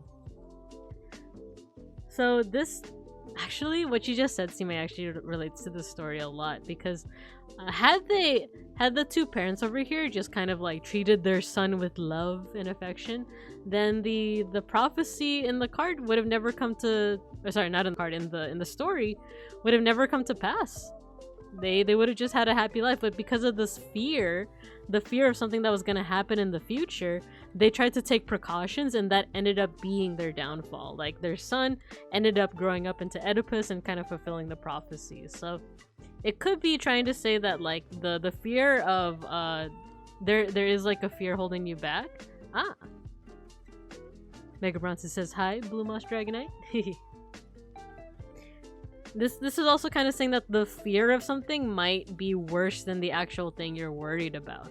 But like I said, since it's reversed, it could also be kind of like you're kind of aware of this already. You're kind of seeing through that. Thanks, Spirit. I will keep it in mind. All right. Nice. Hopefully that helps. Once again, let me know if you have any other further questions. But I think we're gonna go ahead and go on to the last reading of the night, if that's okay. Update on the sinigang, it's delicious as fuck. Nice! We were talking about sinigang earlier while you went to go cook. Tamarind that's like the main, it's like the main ingredient, right? Or the thing that makes it sour? Is that what makes it sour? I asked my dad if he could make like vegan sinigang, and he said like, yeah, it's doable. But I don't know if I've ever had vegan sinigang. And I found out. You guys ready for some bean slander? Do you know, he doesn't like sour soup. Everyone throw your tomatoes. No, I'm kidding. I'm just kidding. I realized, because it's been a while since I've had sour soup, since I've had sinigang, I kind of get it. Oh no. I also, well, I grew up on sinigang, that's the thing. I'll die on this hill. No. The thing is, yeah, to be fair, I grew up on sinigang. I'm used to it, I like it. But I imagine if you didn't grow up with it, it's easy to be like, oh, what the heck? Like, this isn't like chicken soup at all. It's okay, Beans. See, 1,000 still appreciates you. I also appreciate you. That's a cute emote. I'll be at the hill, you die. Vinka just hits me where. No, what did I do? No. No one actually threw tomatoes. Did you? Tomatoes go really good with sinigang. Okay, let's go ahead and do our last reading. Let me make sure that... Alright, it's me, Midnight. Let me know if you're still here. I know you were here earlier. But if you're still here, we can do our reading. Okay, Mega Bronson used beef short rib. Cool, cool. Yum. Don't have a tomato. Oh yeah. Oh yeah. I was gonna say 1000. Or like 1000 just did it. You can use the default emote. Have a tomate. The Gabus battle ones are only on YouTube. Yeah, that's right. I like the battle ones. Tomate. Alright, once again, it's me, Midnight. Let me know if you are still around. We could do a reading for you. Just let me know in the chat. No, you see, we're giving tomatoes to Beans for his soup. Actually, we had pasta recently. Beans' mom did this really cool and cute thing where she did like an advent calendar. Tomato price increased by 20%. No! Beans' mom did like an advent calendar in the days leading up to Christmas, and one of the gifts was a pasta set. Like not like a pasta making set, but just pasta, like pasta noodles and tomato sauce and like some spicy spices. Have you heard of sinigang? Sinigang with ketchup? I don't think I have. But like, I know that. Is this just a? No, I guess it's not just a Filipino thing, but like egg with ketchup. That's not just a Filipino thing, right? Because I feel like I've seen omu rice with ketchup. But as a kid, I remember seeing like my cousins eat it. It would just be like egg, rice, and like ketchup, and that was like their breakfast. And then for me, okay, Filipinos in chat, does egg, for you guys, in your opinion, does the egg count as the ulam? Because for me, I just can't. Like, unless it's an omelet with like meat in it, for me the egg doesn't count as ulam. And like, I just, I can't. I need something else with it. I need like well, now that I'm pescatarian, I need like either like an actual meat or, yeah, it does for you, 1000. I don't know, for me, it's just like, it felt weird. Maybe it's because like my mom always made eggs like too thin. Egg the ulam. Oh, Matthew, do you know what I mean when I say ulam? It's basically like, and I'm not pronouncing it right, but it's like, ulam is like whatever it is that you eat with the rice. So if you're eating like steak and rice, it's the steak. If you're eating omelet and rice, it's the omelet. If you're eating like longanisa and rice, longanisa is the ulam. So it's there is an English word for it, but I forgot what it's called. But basically, ulam is whatever you eat with the rice. You can make egg silog, yeah. In Spanish community, there's a big discourse about egg with ketchup or not. It's the pizza of pineapple for my people. That's interesting. Because I've definitely seen it. I have nothing against it. Just it's not for me. It's not for me. I wouldn't say the carb. I feel like, you know what? Google is free. And then it's me, Midnight. If you are still here, let me know once again. Otherwise, we will end it. Or we're gonna move on to Zatsu for the rest of our time. but unfortunately, you will be skipped if you don't respond soon.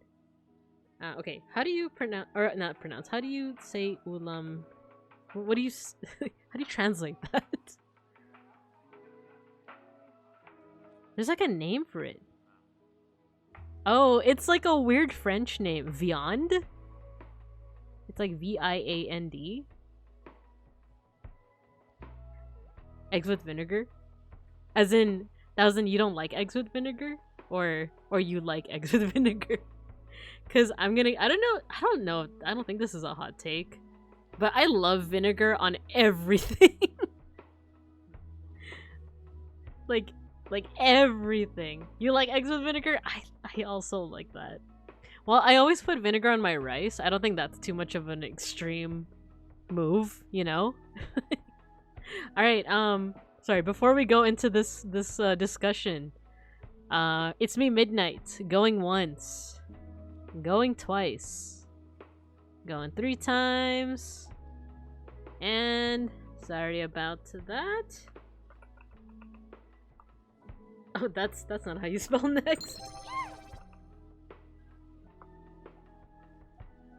Okay, queue is empty. So, and thank you for the follow. What is this? SLG Jenny Vlogs. Hello, hello.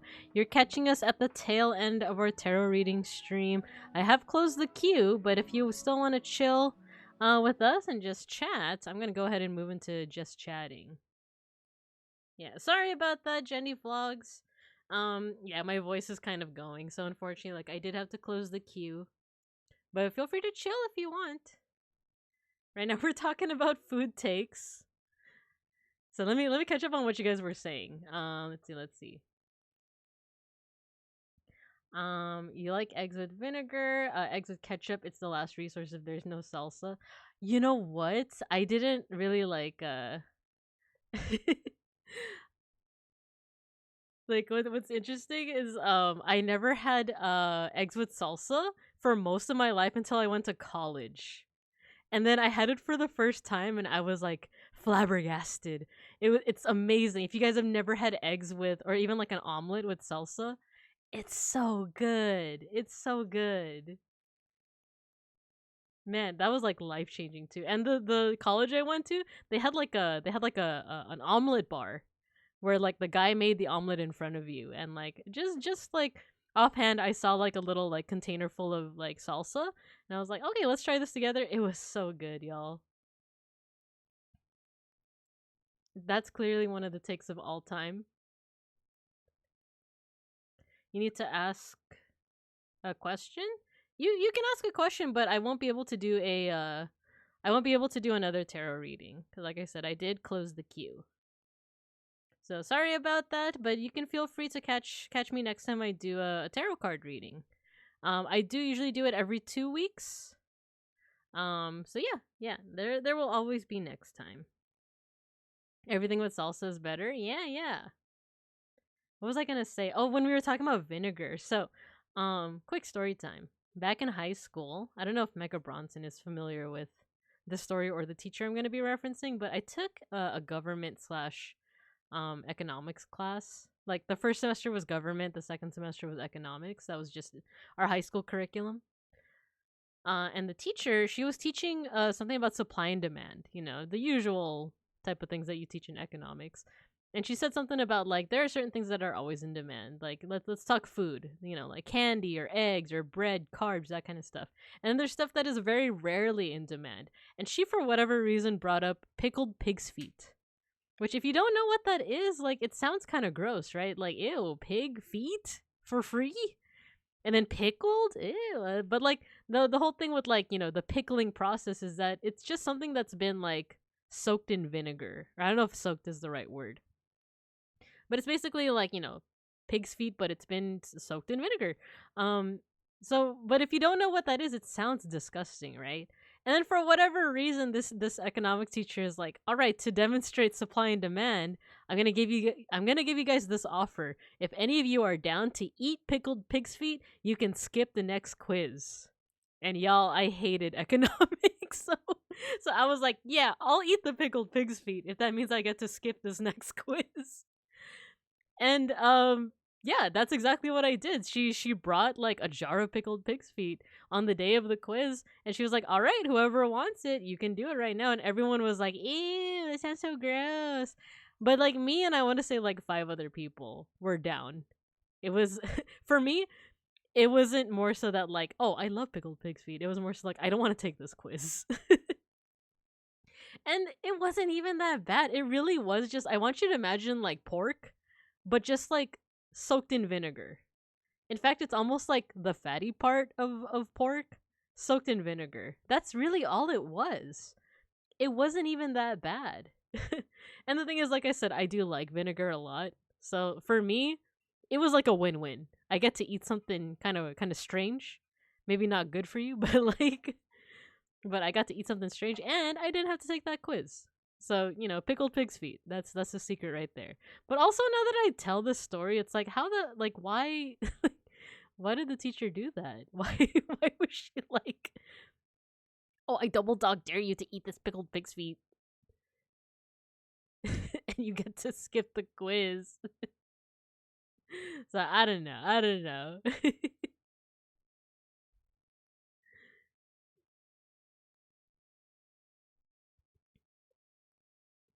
Sorry, let me go ahead and take a sip of water.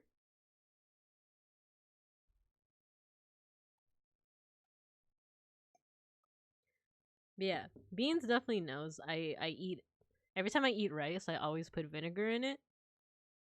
I don't know if I've had it with egg though. That might be something I might want to try.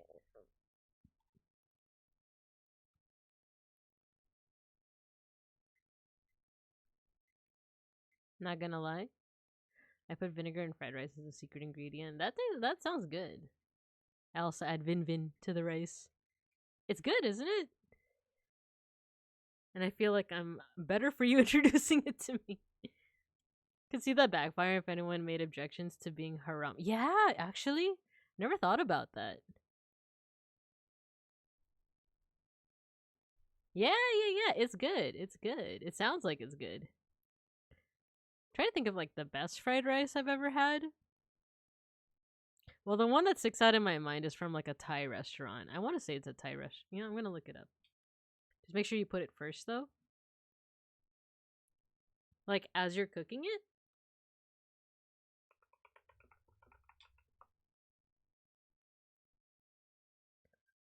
Oh, salmon fried rice. I've never had that. Well, I've had like impromptu salmon fried rice. It's more like Beans' mom will like smoke, or I don't know if she smokes it or salts it, but we usually have like a good supply of like salmon. It's like raw, but I'm pretty sure it's either smoked or salted. It's for like lox, you know, LOX, which I didn't eat that much before I started living with Beans, because I thought it was just like raw fish, but like it stays good for a while. So like sometimes I just have that with rice if I'm like feeling too lazy to eat something or to like make something. I'll just have that with rice. But not fried rice. I might want to try that sometime. Yeah, it's a Thai restaurant that I'm thinking of. Best rice I've ever had is from a Thai place that I've been to, and it's like crab fried rice. No, you know what? I take it back. I like kimchi fried rice a lot. And like as much as I want to say that like Filipino garlic fried rice is my favorite, I think it's because I grew up on it, like, and I didn't really grow up on like the Thai fried rice or kimchi fried rice. It feels, you know, there's a little bit less like familiarity with it. I don't get me wrong, I love Filipino garlic fried rice. Sinangag. I love it, but I don't know, there's something about kimchi fried rice. And oh my god, you know what I do? Kimchi fried rice is one of the few things I know how to cook, by the way. um it's pretty easy too. You just fry the rice with kimchi. Like, um, you know what I do though is I mix three different things, which all seem like they would all counteract each other's flavors, but instead it combines like beautifully. In my fair opinion, this once I say this, it might sound like overload. It might seem like it's too much, but hear me out. Kimchi fried rice. You also have sunny side up egg on top of the rice, but the yolk is still runny. And you put tuna salad. Okay, I don't know if it's like tuna salad, but it's basically just like tuna with mayo, essentially. Put a dollop of that on top. Mix it all together. It's so good. It's so good. And yeah, that's a lot of flavors. It's a little overwhelming, but for me at least, they all mix really nice. Yeah, it is good, Kuriketta. It is good. Trust me. Try it out. Try it out if you guys are down. Like to recap, it's kimchi fried rice. So that's just kimchi with rice, and you fry it with runny egg, runny sunny side up egg on top, and then like a dollop, maybe even more than a dollop, which is a funny word to me, of tuna with mayo, like a tuna salad type thing. Mix it all together. Get that. Do we get to skip the quiz if we try it? Yes. There is no quiz, but yes. Also, it's not like pickled pig's feet. Pickled pig feet, if you don't know what that is and you just imagine it in your head, it sounds kind of gross, but like But like, come on. Think of all the flavors. Think of all the flavors mixing together. Try it. Try it. It like reminds me of the first time I put like peanut butter in my noodles, which I know that might sound strange. Like, but it's almost like Thai style noodles, like or like tantanmen style noodles. Next time you have like instant noodles, put a little bit of peanut butter in it. It's almost like Thai style. Gotta find kimchi first because I don't think I've ever seen it in the supermarket. Oh, I just happen to live near a Korean market. Oh no, I've doxed myself. No, just like in my area, there's like a good amount of like Asian markets. You know, there's different types. There's like Filipino markets. There's Japanese. There's Korean, and there's a Korean market in my area, and they just happen to have kimchi. It's really good. I've also recently gotten into gochujang. I don't actually know. It's like a paste. It's like a hot paste. But it's also recently been like another thing I like. Yeah, peanut sauce.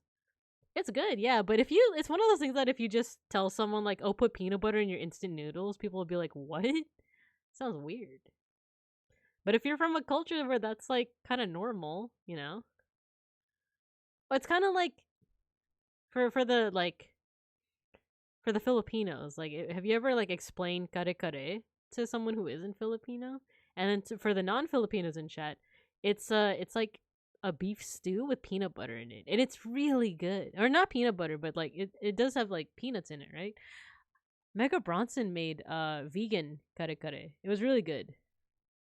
Actually, yeah. How would you explain kare kare? It's like an oxtail stew,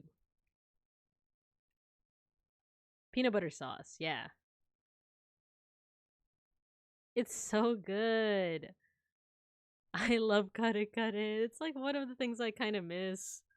But like it is possible to veganize it. But I miss it.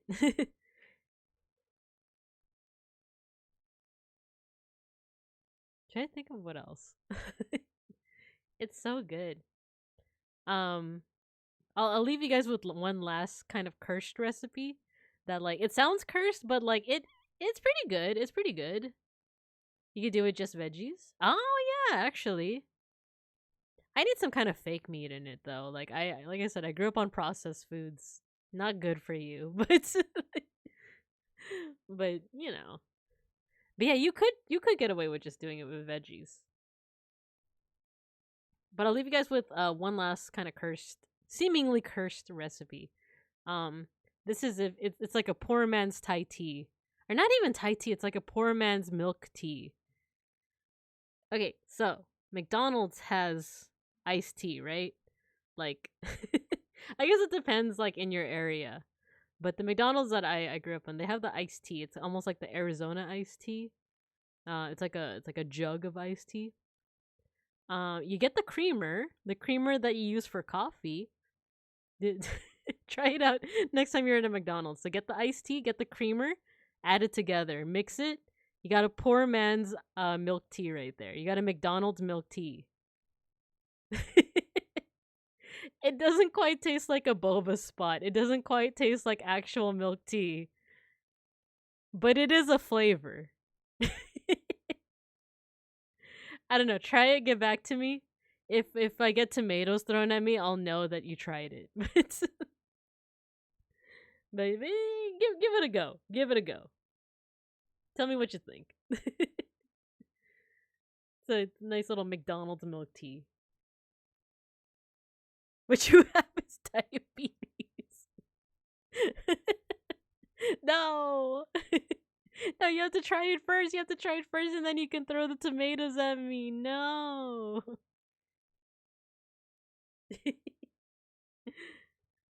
Oh man, it is 10 o'clock my time though, so I will have to call it here, but I will leave you with that last recipe.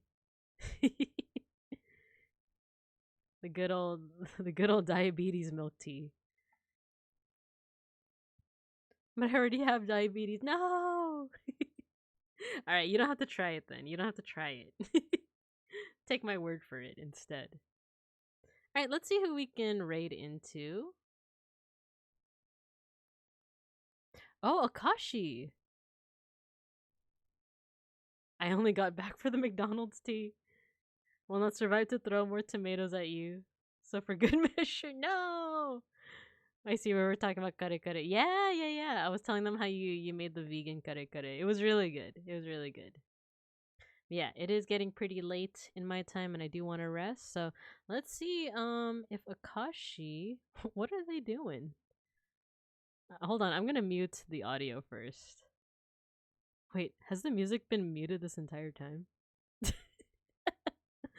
That's funny. Okay, let me check something. Yeah, fuck it. We're gonna raid into Akashi, okay? But thank you everyone for tuning in, as always, both for the crochet in the beginning and the tarot after, and the Zatsu after that. Tomorrow I'm gonna be back with, we're gonna play Hypnospace Outlaw. I've been wanting to check that game out. It seems like it's a vaporwave vibe, like a nostalgic vibe. So, yeah. Look forward to that tomorrow, and as always, I'll see you all when I see you all. So, let's go ahead and raid. Yeah, thanks. Thank you guys. Thank you guys for being here. I appreciate it. Not like an LSD trap. We're gonna see. We're gonna see.